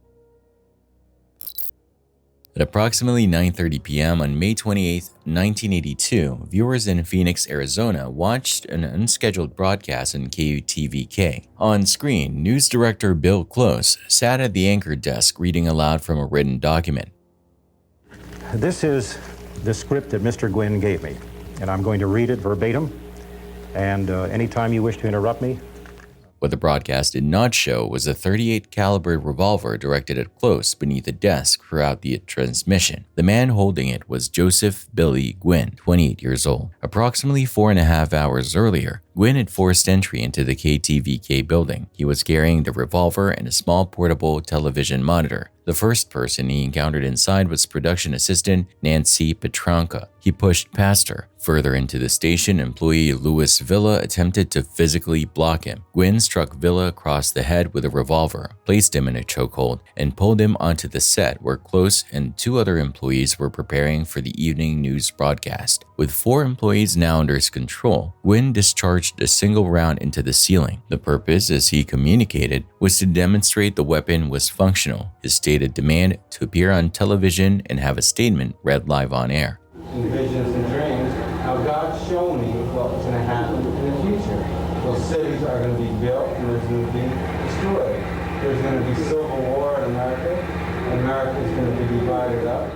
The hours that followed were managed almost entirely by Close, who worked the phone between Gwynn and police negotiators. Each time Close returned from speaking with officers, he had to re-engage Gwynn directly. Gwynn's suspicion that he was being stalled required repeated management. As time passed, his conviction that the station would not air his message intensified. Police authorized the live broadcast at approximately 9:30 p.m. For 21 minutes, Close read Gwynn's 11-page statement to Phoenix viewers. The content of the statement, confirmed from the broadcast record, included references to country music performers, religious prophecies, the Civil War, and a predicted World War III. The statement also contained Islamophobic content. My name is Joe Gwynn. I am a watchman. Read the 33rd chapter of Ezekiel. This is about the story of the 10 prophets. The 10 prophets are Johnny Cash, Ronnie Millsap, Eddie Rabbitt, Barbara Mondrell, Joe Gwynn, the traitor. The Arizona Republic and Phoenix Gazette can verify this story.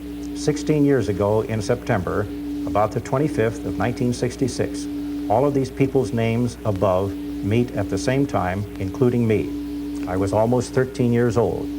We all meet and we're together at the same hour. Mysteriously, I was the only one who knew what it was about. The others didn't. I did. The angel shows me a book about me and the life I was supposed to live. The angel told me the story about the 10 prophets. Then he told me I was a watchman, Ezekiel chapter 33.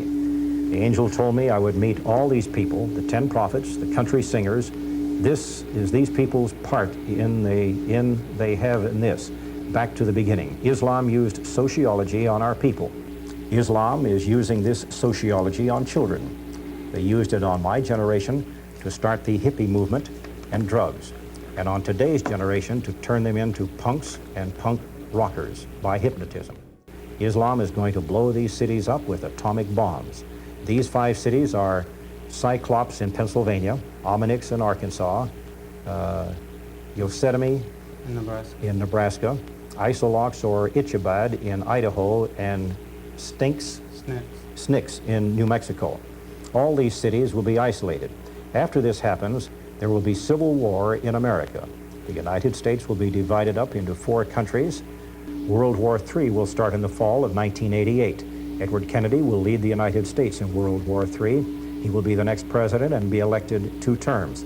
The angel said we could unite and fight these Muslims, Islam, and their allies.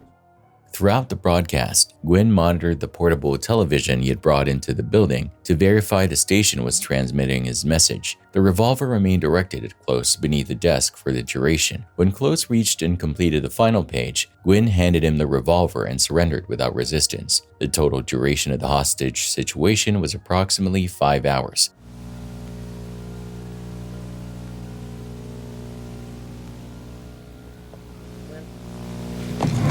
I got a sweaty palm. I want to shake hands with you. You really do, huh? You bet. I told you I was playing this fair. Did you think you didn't trust me all this time? Oh, hell, it's all right. Leave him alone. It's okay. Put down the guns. I have the gun. Back off with the guns. Gwynn was subsequently charged with 4 counts of armed kidnapping, 3 counts of aggravated assault, and first-degree burglary. He entered a no-contest plea. Following legal proceedings, he was declared legally insane and committed to the Arizona State Hospital. Legal determinations of insanity followed by psychiatric commitment operate on a different release standard than criminal sentences, with release typically governed by clinical assessment of current dangerousness rather than a fixed term, creating a documented tension between psychiatric determination and prosecutorial or public safety concerns in cases where professional opinion is divided. Gwynn was released 6 months after commitment. At the time of that release, prosecutors and a portion of the psychiatrists involved in the case had documented their position that they were not convinced he was safe to release. 2 years after the 1982 hostage situation, Gwynn was arrested at a Phoenix convenience store. He had assaulted and threatened 2 store clerks while stating that Johnny Cash was gonna kill his family. The arrest constituted a violation of the probation conditions attached to the original hostage case. He was remanded to prison. He remained incarcerated until 2005, more than 2 decades after the night he entered KTVK. The 6-month release came despite a documented record of professional opposition from prosecutors and psychiatrists who had direct involvement in the case and who stated at the time that the threshold for a safe release had not been met in their assessment. The reoffense occurred 2 years later. What those 2 confirmed data points place before the record is a specific question about the adequacy of the standard applied. The clinical determination that authorized release after 6 months was made against a backdrop of divided professional opinion, and the 2-year reoffense timeline produced a probation violation from the original case, confirming that the conduct that followed release was legally continuous with the original incident. What the confirmed sequence does not resolve is what clinical findings supported the release decision against documented opposition, and whether the threshold applied at 6 months reflected an accurate assessment of risk or a determination that the subsequent record did not bear out. On the evening of July 6, 2023, Andre Farnell Craig, 57, was traveling through the intersection of Evans Avenue and Rosedale Street in southeast Fort Worth, Texas, on a green light. Earlier that evening, a flock license plate reader camera had identified a stolen Dodge Challenger in the area. Police had surrounded a nearby house and deployed stop sticks. A vehicle entered the intersection and struck Craig's car.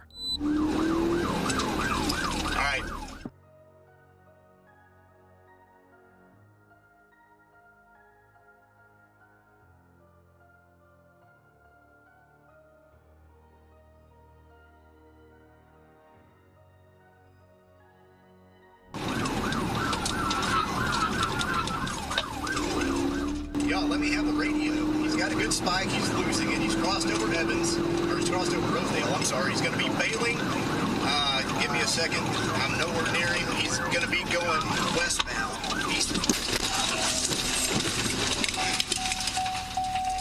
Craig was ejected from his vehicle. He had been wearing a seatbelt at the time of the impact. He was pronounced dead at the scene. Brian Hunter, the suspect involved in the vehicle movement that entered the intersection, subsequently pleaded guilty to evading arrest causing death. He was sentenced to 3 years in prison. Officer Linwell Joel received a 15-day suspension from the Fort Worth Police Department for violating the department's pursuit policy. No criminal charges were filed against the officer.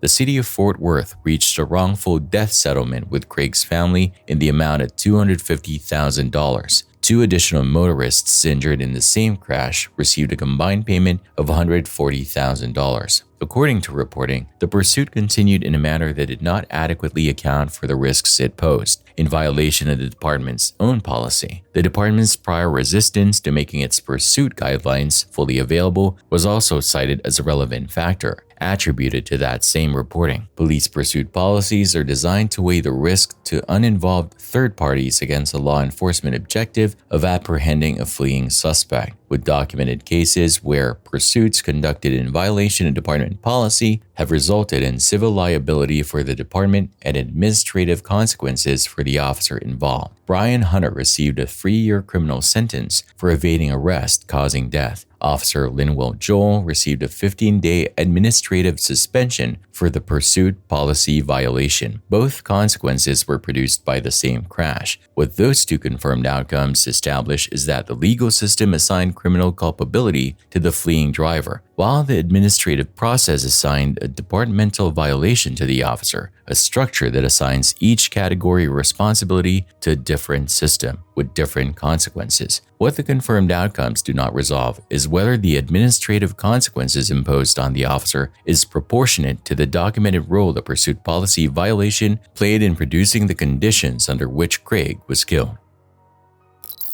Welcome to Daybreak. It's June 26th. I'm Jody Husentrud. And I'm Kevin Skarupa. Good morning, everybody. And coming up, a wild weather weekend. On the morning of June 26, 1995, Jody Husentrud, 27 years old, appeared on the KIMT morning newscast in Mason City, Iowa. She co-anchored alongside Kevin Skarupa. The broadcast ran as scheduled without incident. It was the last time she appeared on air. The following morning, June 27, 1995, Jody was due at the station by 3:30 a.m. to begin preparation for the 6 a.m. newscast. She did not arrive. At approximately 4:10 a.m., producer Amy Kunz placed a call to Jody's apartment. Jody answered. She said she had overslept and that she was on her way in. That call was the last confirmed contact anyone had with her. The conversation was brief. She did not arrive at the station by 6 a.m. with no sign of Jody and no further communication from her. Amy Kunz anchored the broadcast in her absence. This was without precedent. Jody had never previously failed to appear for a scheduled newscast. Shortly after 7 a.m., colleagues contacted police. Officers arrived at Jody's apartment building. Her vehicle was in the parking area outside. The space around the car held a dispersed collection of items belonging to her: shoes, a blow dryer, a can of hairspray, earrings, and a bent car key. Drag marks were present on the pavement surface adjacent to the vehicle. The physical condition in the immediate area was consistent with a struggle having taken place at that location before or during her attempt to get into the car. Residents of the complex were canvassed. Several reported hearing screams during the time frame corresponding to when Jody would have been leaving for work.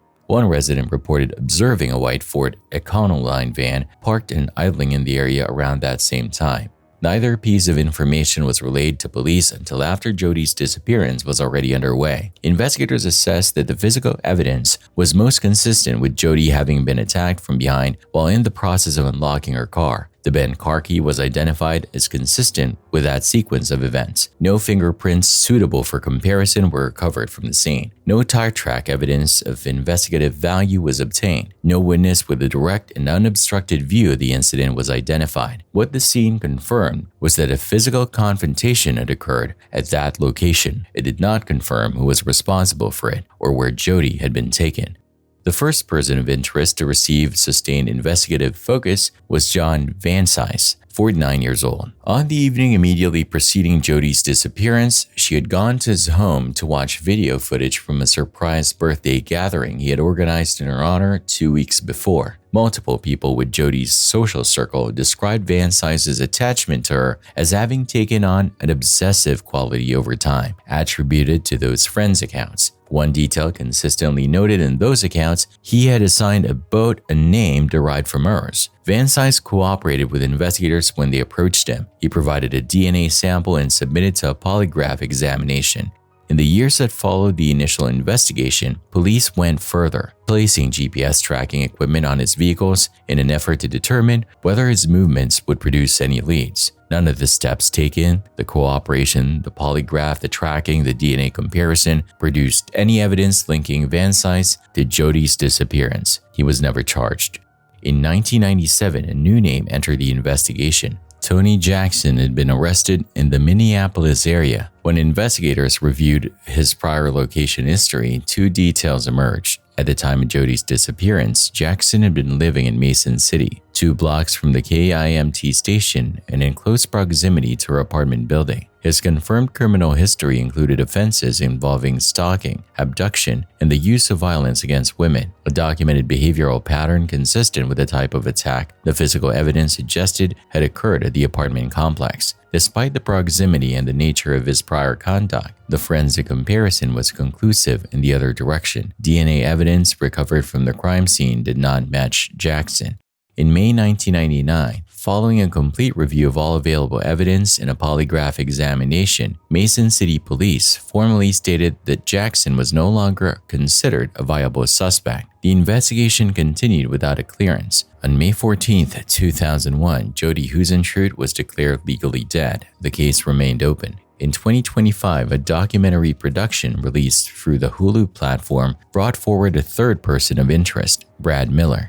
The information that directed attention to Miller came from Patty Nebar, a woman who had known Jody since childhood and who had later been married to Miller. According to Patty's account, Miller had maintained an ongoing fixation on Jody throughout the years of their marriage. That preoccupation was identified by Patty as a contributing factor in the breakdown of the marriage. The divorce between Patty and Miller was finalized on June 23, 1995, 4 days before Jody Huisentruit disappeared. Two specific elements of Miller's documented circumstances drew investigative attention in the context of the case. The first, at the time of the disappearance, Miller had access through his work to a white Ford Econoline van, the same type of vehicle a resident had reported observing near Jody's apartment complex on the morning she went missing. The second, investigators presented Patty with sketches of a man who had reportedly been seen near the apartment complex during the relevant period. Patty stated that the individuals depicted in the sketches resembled Miller. Miller denied any involvement in the disappearance. He cooperated with the investigation, participated in multiple interrogations, and his property was subjected to searches. No forensic evidence linking him to the crime scene or to Jody's disappearance was recovered through any of those investigative steps. No arrest has ever been made in the case. Vehicle type matches in disappearance investigations are a documented category of circumstantial evidence that can narrow the field of persons of interest but cannot by themselves establish presence at a scene without corroborating physical evidence or witness identification of the specific vehicle. No charges have been filed in connection with Jody Huisentruit's disappearance in the 3 decades since it occurred. 3 individuals have been investigated as persons of interest across that period. Each cooperated with investigators. Each was subjected to some form of forensic comparison or polygraph examination. None has been charged. The case remains unsolved and open. On February 27, 2026, an ATM tram link operating on a city route through central Milan derailed as it approached a curve along an avenue.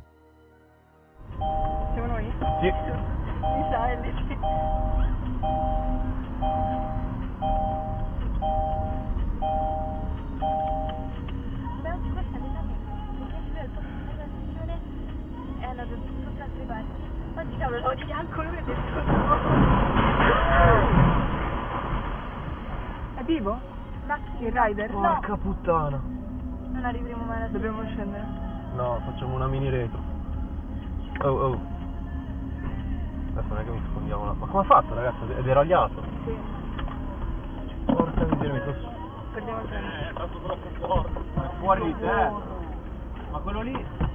2 passengers died, Ferdinando Favia, 59, who was ejected from the tram during the derailment, and Abdul Karim Tui, 56. Reports placed the number of individuals transported to the hospital at between 38 and 54, with a portion in serious condition. Emergency services arrived at the scene rapidly. Firefighters and paramedics extracted passengers who had been trapped in coordinated transport of the injured to nearby facilities. The driver, 60 years old, stated that he experienced a sudden medical episode at the time of the incident, which he attributed to a toe injury, attributed to his account. Records confirmed he had been on a phone call with a colleague for 3 minutes and 40 seconds, during which he had discussed the pain. That call ended 12 seconds before the derailment occurred. The investigation remains ongoing. According to investigators, the examination is focused on black box data recovered from the tram, phone records, the vehicle's speed through the track switch at the time of the incident, and whether the derailment was a product of human error, distraction, or a medical event. Questions raised within the investigation include whether the tram was traveling at an appropriate speed for that section of track, and why the tram's existing safety systems did not intervene to prevent the derailment.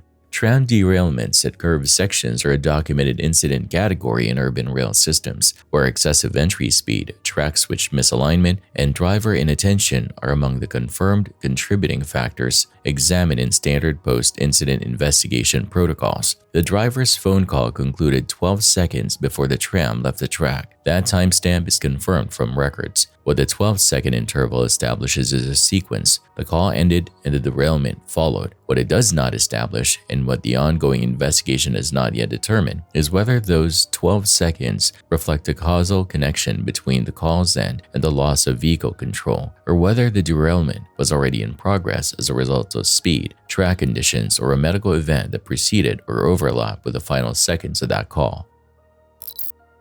On the night of December 28, 2016, an exterior security camera mounted outside a residential garage in Albuquerque, New Mexico, recorded a sequence of events that would become the central piece of evidence in a murder investigation. The footage showed a hooded figure emerge from the darkness at the edge of the frame, tip over a trash can positioned near the garage, and withdraw back into the darkness. Shortly after, the homeowner, Don Fluitt, 54, came out, righted the trash can, and returned inside. The garage door began to close. Before it completed its cycle, it appeared to reopen. A flashing light briefly illuminated the driveway. Earlier that evening, Don had dropped his daughter, Sienna, at the home of his ex-wife, Christine. The following day, Sienna attempted to reach him at his office and was told he had not come in. Don called Sienna every evening to say goodnight. He had not called the previous night. When she called his phone directly, it rang without answer. Both patterns were characterized as entirely out of character for him. He had no history of missing work without advance notice. Two co-workers went to Dan's residence that afternoon to check on him. When they reached the front door, it was unlocked and opened on contact. They called out for Don and received no response. The interior of the home appeared undisturbed. One co-worker entered the garage. Behind a parked truck, she observed a dark red streak on the wall. She contacted emergency services. First responders arrived and found Don already dead. The confirmed injuries: multiple cuts across his body, a deep laceration to his neck, and blunt force trauma to his face. He had been dead for several hours before he was found. The security footage was the only investigative lead available at the outset. Investigators assessed that the trash can had been used deliberately as a mechanism to draw Don outside and create an opening for entry into the garage while he was occupied retrieving it. The effectiveness of that mechanism, investigators assessed, required prior knowledge of Don's behavioral patterns, specifically that he would not leave a knocked-over trash can unattended. The first person subjected to investigative scrutiny was Terry Lee White, 51, the current husband of Don's ex-wife, Christine. Don had a documented history of a contested custody dispute involving Christine and Terry. Investigators examined whether conflict arising from that history could have motivated the attack. Terry provided alibis for the night of December 28th. Investigators confirmed those alibis. He was cleared. Two additional persons of interest were identified: Don's brother Dennis and the property's landlord, Benny Ruiz. Neither could produce a strong alibi.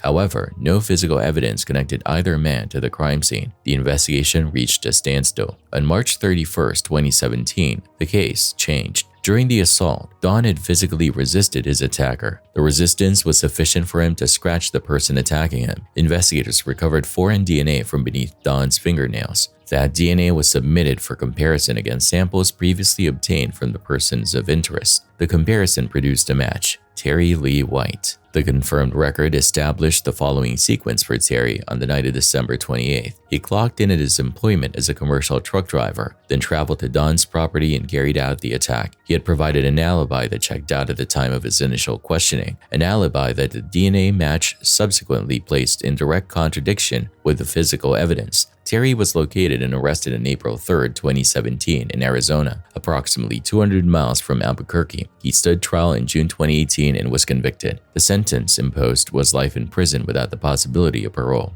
Premeditated homicides involving environmental lures, where a victim is drawn to a specific location through manipulation of their known behavioral patterns, are a documented forensic category in which prior surveillance of the victim's routine is a confirmed precondition for the lure's effectiveness. The security footage documents a specific sequence. A figure approached the trash can, tipped it, and withdrew, and Don Fluid came outside to retrieve it, creating the opening the attacker required. Investigators assessed that this sequence demonstrated prior knowledge of Don's habits, attributed to their assessment. The question that sequence puts to the record is specific. For the trash can to function as a reliable lure, the person who tipped it had to carry a sufficient degree of certainty that Don would respond to it in a predictable way, at a predictable time, within a window short enough to exploit. That level of predictive accuracy is not consistent with general familiarity. It is consistent with direct and repeated observation of Don's behavior at that location over a period sufficient to establish confidence in the prediction. What the confirmed footage sequence establishes about the attacker's familiarity with Don's routine is that the lure worked exactly as anticipated, and what that accuracy confirms about the nature and duration of prior surveillance is a question the footage itself, combined with a DNA match, leaves the record to answer.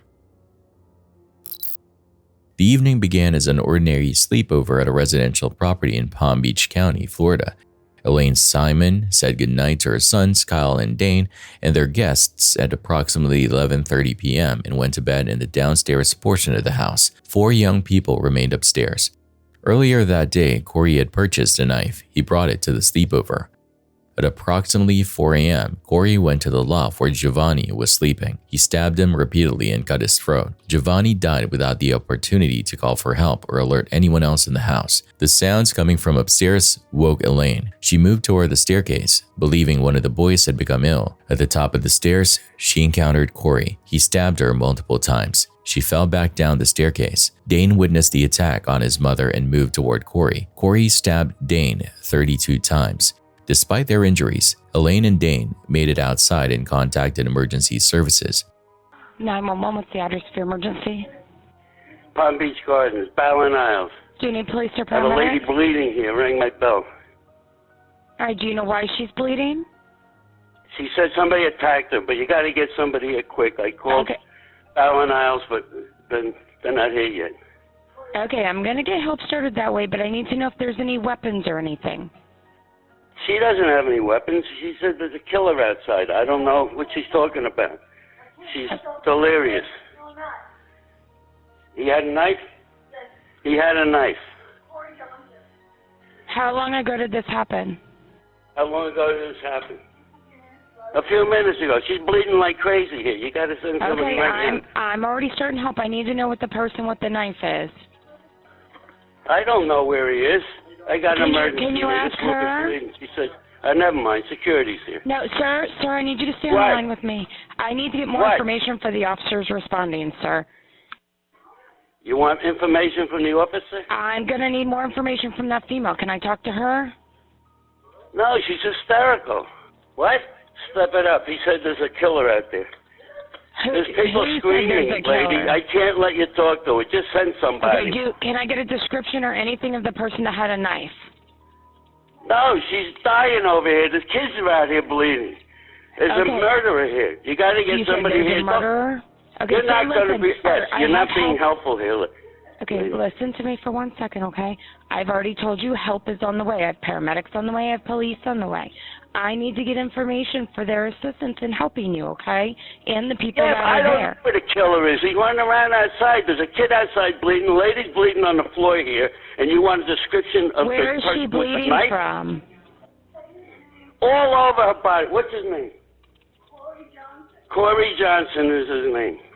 Corey Johnson is the person that stabbed them? Yeah. Lady rang the bell. She's bleeding here. The kid's outside bleeding. About how old is the kid, sir? She's asking me a million questions here. Security guard just got here. Lady, will you stop with the questions and get some help here? Sir, I've already told you help is on the way. This is helping them to locate the suspects for the other officers that are responding as backup. I don't know that so where he is. Else It's gets hurt. black Do we know if outside. he's white, black, or Hispanic? What? Do we know if the male is white, black, or Hispanic? I don't know. I think she's white. She's here. The kid's... Lady, I can't stay on the phone with you. What happened? She rang my bell. She's bleeding. She said that Corey Johnson is out there with a knife. He's a murderer. That's all I know.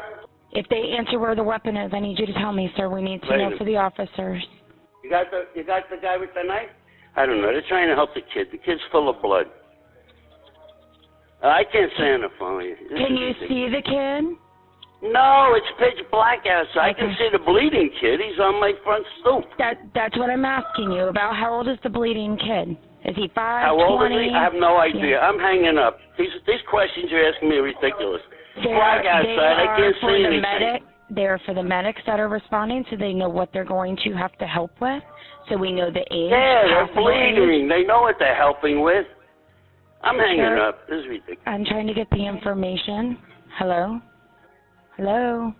Officers arrived to find both outside the residence, stabbed repeatedly but conscious. Elaine told responders there were additional victims inside. Both were transported for emergency medical treatment. Officers entered the home and located Kyle Bradford unharmed. In the loft, they found Giovanni, stabbed multiple times, throat cut, already dead. Corey had barricaded himself inside an upstairs room. Officers attempted to call him out. He refused. After issuing warnings and following escalation procedures, police deployed gas. Corey emerged and was taken into custody.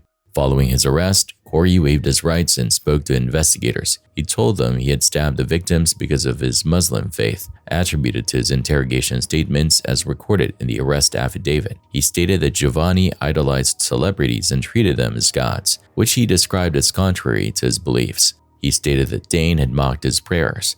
He acknowledged watching violent extremist propaganda online, specifically videos that encouraged killing non-believers. He stated he drew courage from reading the Quran, attributed to his statements. The background that emerged in the investigation was extensive. Classmates reported that in prior years, Corey had engaged online with neo-Nazi rhetoric and expressed interest in white supremacist groups. Family members reported that more recently he had adopted new religious practices, a prayer cloth and a skullcap, while simultaneously consuming extremist content attributed to family accounts. His sister later told reporters that his behavior had unsettled her to the degree that she slept with a pocket knife. Family members also reported a documented fascination with Adolf Hitler and Joseph Stalin, attributed to family members. Law enforcement contact with Corey had occurred before the attack. In 2016, the FBI became aware of his online behavior. He was suspected of sending an online threat directed at a Catholic school in England, an incident significant enough that reportedly approximately 100 parents withdrew their children from class that day, though that figure is attributed to reports and the hedge is preserved. In 2017, federal agents interviewed Corey and members of his family. No federal charges were brought at the time. Corey was initially booked into the Palm Beach County Juvenile Detention Center. He was 17 at the time of the offense. Prosecutors moved to try him as an adult. The court agreed. By the time the case reached trial in the fall of 2021, Corey was 21 years old. The charges: 1 count of first-degree murder for the killing of Giovanni, and 2 counts of attempted first-degree murder for the attacks on Elaine and Dane. The defense argued that Corey's mental condition rendered him legally not responsible for his actions. Defense counsel pointed to autism, severe depression, and what they described as psychotic and delusional thinking, worsened by extended exposure to violent online content, attributed to the defense. A neuropsychologist testifying for the defense described Corey as having above-average intelligence alongside delayed maturity, autism, and severe mental illness. The defense argued that on the night of the attack, his thinking was sufficiently impaired that he could not distinguish right from wrong, the standard for illegal insanity under Florida law. The prosecution responded with a sequential account of the attack. Corey purchased the knife the day before. He waited until the house was quiet. He targeted the most vulnerable person first. After the attack, he barricaded himself in a room. He subsequently described his actions to investigators and organized in specific detail. The prosecution characterized this sequence as evidence of planning and deliberate choice rather than psychotic breakdown, attributed to the prosecution. The jury deliberated for approximately 4 hours. The verdict, guilty on all 3 counts. The jury also determined that Corey was legally sane at the time the crimes were committed. Legal insanity determinations under Florida law require establishing that the defendant did not know the act was wrong at the time it was committed, a standard that addresses cognitive awareness of wrongfulness rather than the presence of mental illness, meaning a defendant can be mentally ill and still be found legally sane under that standard. At sentencing, the confirmed outcomes for each person present that night were recorded. Elaine survived approximately 12 stab wounds. Dane survived 32 stab wounds following intensive surgical intervention. Kyle was uninjured. Giovanni, who had turned 13 the day of the attack, did not survive. The judge imposed a life sentence, with a mandatory review required after 25 years under Florida law. Corey subsequently appealed the conviction and sentence. In 2024, a Florida appeals court upheld both the verdict and the life sentence, confirming the 25-year review requirement under state law. The jury returned a verdict that included a specific legal finding. Corey Johnson was sane at the time he committed the crimes. That finding rejected the defense's central argument that his mental illness prevented him from knowing his actions were wrong. What the verdict establishes is what 12 jurors concluded after hearing testimony about his mental state, the sequential nature of the attack, and his post-arrest account of his own reasoning. What the confirmed documented history places alongside that verdict is a separate and prior record, FBI awareness of his online behavior in 2016, a federal interview in 2017, family accounts describing escalating and documented concerns about his conduct, a sister who found his behavior threatening enough to arm herself, and classmate reports of prior engagement with extremist ideology across multiple frameworks. That prior record confirms that information about Corey's behavior existed within law enforcement and within his family before the night of the attack. What the confirmed record does not establish, and what neither the verdict nor the documented prior contact resolves, is what the available information at each point in that timeline was sufficient to support, and whether the standard applied at each prior contact point was adequate to address what the subsequent record showed was already developing. This is dashcam footage from Mexico and shows a tragic incident. Watch and see what happens.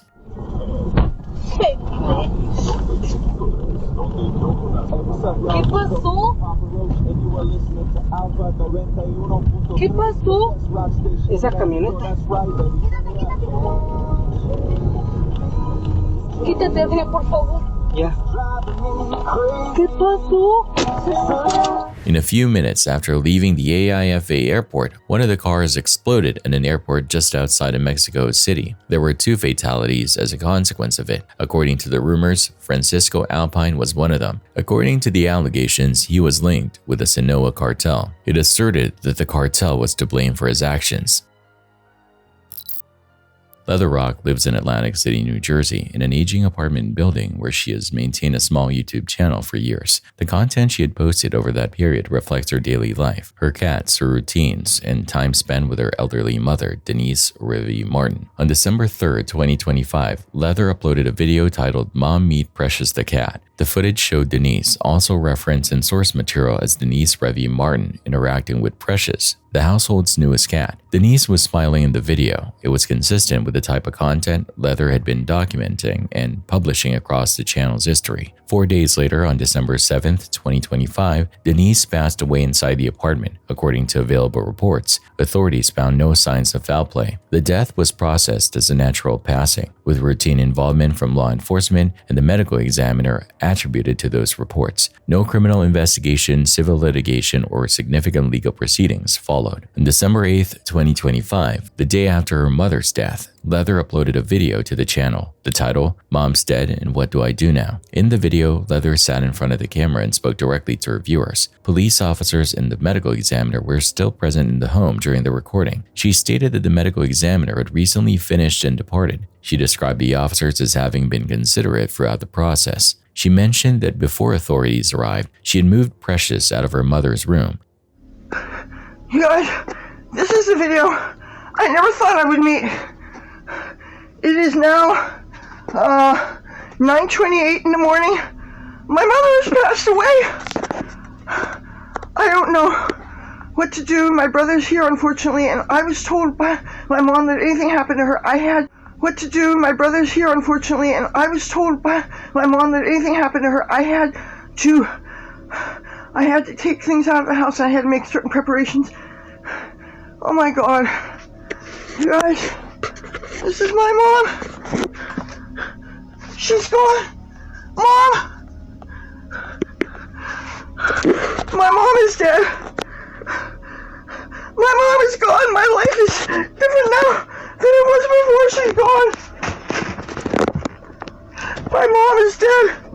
The camera remained on leather for the duration of the video. No graphic content appeared in the footage. The video produced discussion among viewers. Some questioned whether uploading within hours of her mother's death was a healthy response to grief. Others interpreted it differently, as an extension of an established practice, consistent with years of documenting and sharing her daily life on the channel. Grief responses documented on video and shared publicly are a recognized category of online content that generates discussion about the boundaries between private mourning and public performance, with the same behavior interpreted differently depending on the viewer's assumptions about the creator's intent. Leather had been recording and uploading content from her daily life for years before December 8, 2025. The decision to turn on a camera following her mother's death was not a departure from what she had been doing consistently across the channel's history. What that established context confirms is that recording was her documented practice for processing and sharing the events of her life. What it does not confirm, and what the video itself does not resolve, is whether recording on December 8th represented a continuation of that practice operating as it normally would, or whether it represented a separate and distinct decision made specifically under the conditions to that day. Continuity of practice and the absence of a decision to stop are not the same thing. The former describes a pattern, the latter describes a moment, and what produced that moment on that specific day is a question the record of prior uploads cannot answer on its own.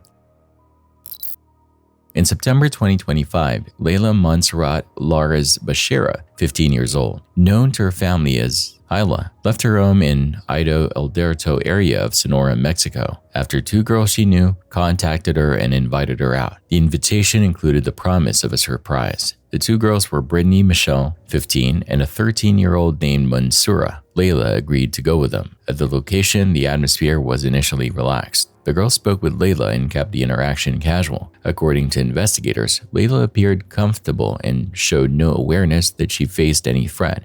The two girls then directed Layla to sit in the chair. They tied her hands, covered her eyes with a blindfold, and placed a rope around her neck. Throughout this sequence, they continued to record the interaction on video. In the footage, Layla could be heard laughing and speaking. She appeared, based on what the recording showed, to believe the situation remained part of the promised surprise. The two girls then used the rope to strangle her. The full attack was captured on the recording.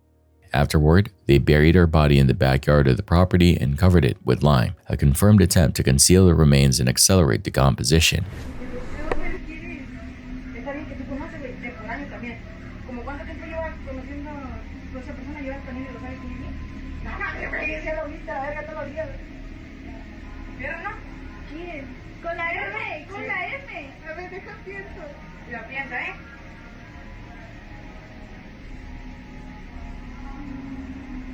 ¿Cuánto dices que me llevo conociendo? 2 años, creo. No, con la M, con la M. Sí, güey, con la M. When Layla did not return home, her family reported her missing. On October 2, 2025, authorities located her remains. Months after the discovery, a video of the murder was transmitted anonymously to Layla's mother, Carmen Basher. Both girls were subsequently arrested. Each confessed her role in the killing. Authorities attributed the stated motive to jealousy over a boy, combined with an extended period of bullying and personal conflict between the two perpetrators and Layla, attributed to the authorities' account of the confessions. In March 2026, the case proceeded through Mexico's juvenile justice system. Brittany Michelle, who was 15 at the time of the crime, received a sentence of 2 years and 10 months of confinement. The 13-year-old received 11 months of supervised release. Both were ordered to pay financial compensation to Layla's family. Juvenile justice systems in Mexico operate under a framework that caps sentences for minors below the penalties applicable to adults for equivalent offenses, with a maximum confinement period determined by the defendant's age at the time of the crime rather than the severity of the act. The sentences produced widespread public outrage across Mexico. Attributed to the documented public response, Carmen Basher became a public advocate for sentencing reform, organizing protests and directing attention toward the gap between the penalties imposed and the nature of the crime. The reform effort she organized was named Layla's Law, seeking more stringent penalties for minors found responsible for serious violent offenses. The murder was recorded in its entirety by the two perpetrators, a confirmed fact established through the investigation and the subsequent confessions. That recording was later transmitted anonymously to Carmen Basher. The existence of a complete video record of the killing raises two separate but related questions about what material represents as a category of evidence in this case. As an evidentiary document, it provided investigators with a confirmed account of the sequence of events, the conduct of both perpetrators, and the circumstances of Layla's death, material that contributed directly to the confessions in the prosecution. As a document transmitted to Layla's mother months after the discovery of her daughter's remains, it represents something the evidentiary record alone cannot categorize: the deliberate direction of that footage toward the person most directly affected by its content. What the confirmed existence of the recording and its transmission together establish is that the same material served both functions simultaneously, and what the record does not resolve is who sent it and why. On December 25, 2025, Fernando Corderel Ortiz, 34 years old, was last seen on Liberty Hill Road near Liberty Hill Recreational Park on West Point Lake in La Grande, Georgia. Fernando was a local resident, a father, and a family member. West Point Lake is a reservoir that extends across the Georgia-Alabama border and serves as a year-round location for boating, fishing, and recreational use by residents of both states. Liberty Hill Recreational Park sits along the lake's shoreline and includes a public boat ramp, providing direct water access to the lake. As the afternoon of December 25th passed without contact from Fernando, concern developed among those close to him. His truck was subsequently found abandoned at the boat ramp at the park. He was reported missing to authorities. A search operation was launched in the days that followed. The agencies involved included the Troup County Sheriff's Office, local fire departments, emergency management crews, and the Georgia Department of Natural Resources. Personnel conducted the search across 3 operational environments: land, water, and air. The search extended over multiple days. It produced no results and located no sign of Fernando.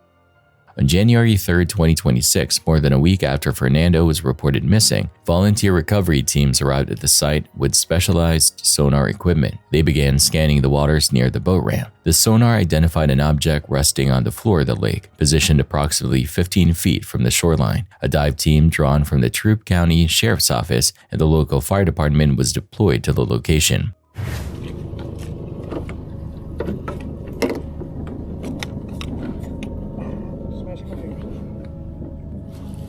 I'm like about to be on it, I think. Yeah, I'm right on top of whatever it is. But it looks like a rock. I got something. Oh, okay. Put it down.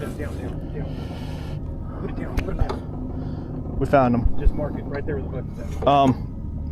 Just, we know exactly where he's at. He's right from that bucket, about 15 feet out. We just found him. Okay. Damn, dude, good job. That's 2. That looked like a rock. I mean, that's... Okay. Alright. So here's what we're gonna do. I don't know if law enforcement's here already. I mean, the family and everybody's right here. I guess we just walk up there and tell them. Let's just be gentle about it, be like, and then we'll call the police.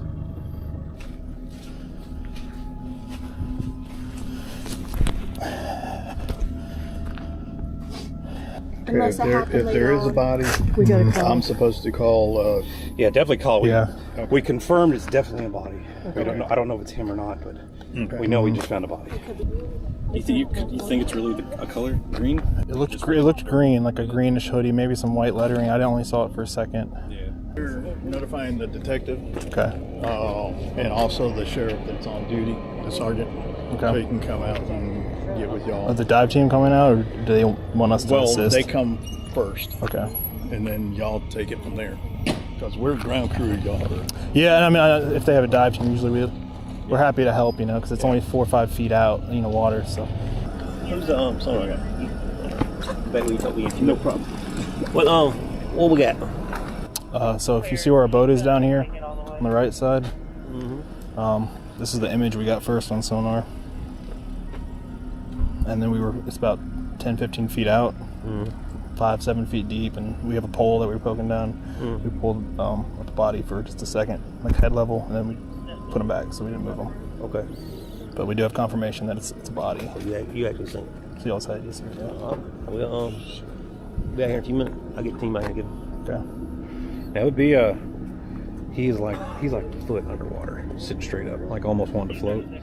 The team conducted a recovery operation and brought up the remains. The individual was subsequently identified as Fernando Corderel Ortiz. The Georgia Bureau of Investigation conducted an autopsy following the recovery of the remains. As of the time of the reporting, the cause and manner of death had not been publicly released by authorities. The investigation was confirmed to be ongoing. No public determination regarding the presence or absence of foul play had been issued. No criminal charges, civil lawsuits, or settlements have been publicly reported in connection with the case.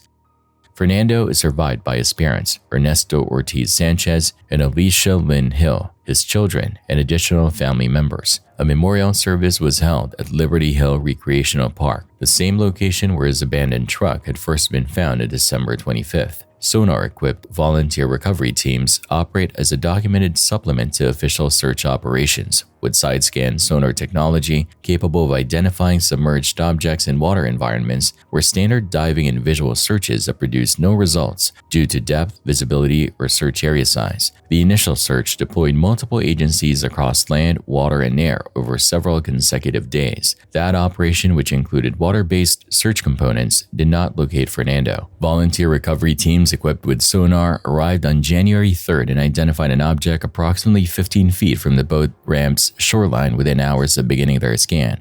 That object was subsequently confirmed as Fernando's remains. The object's location, roughly 15 feet from the shoreline, placed it within the general area covered by the earlier water-based search components.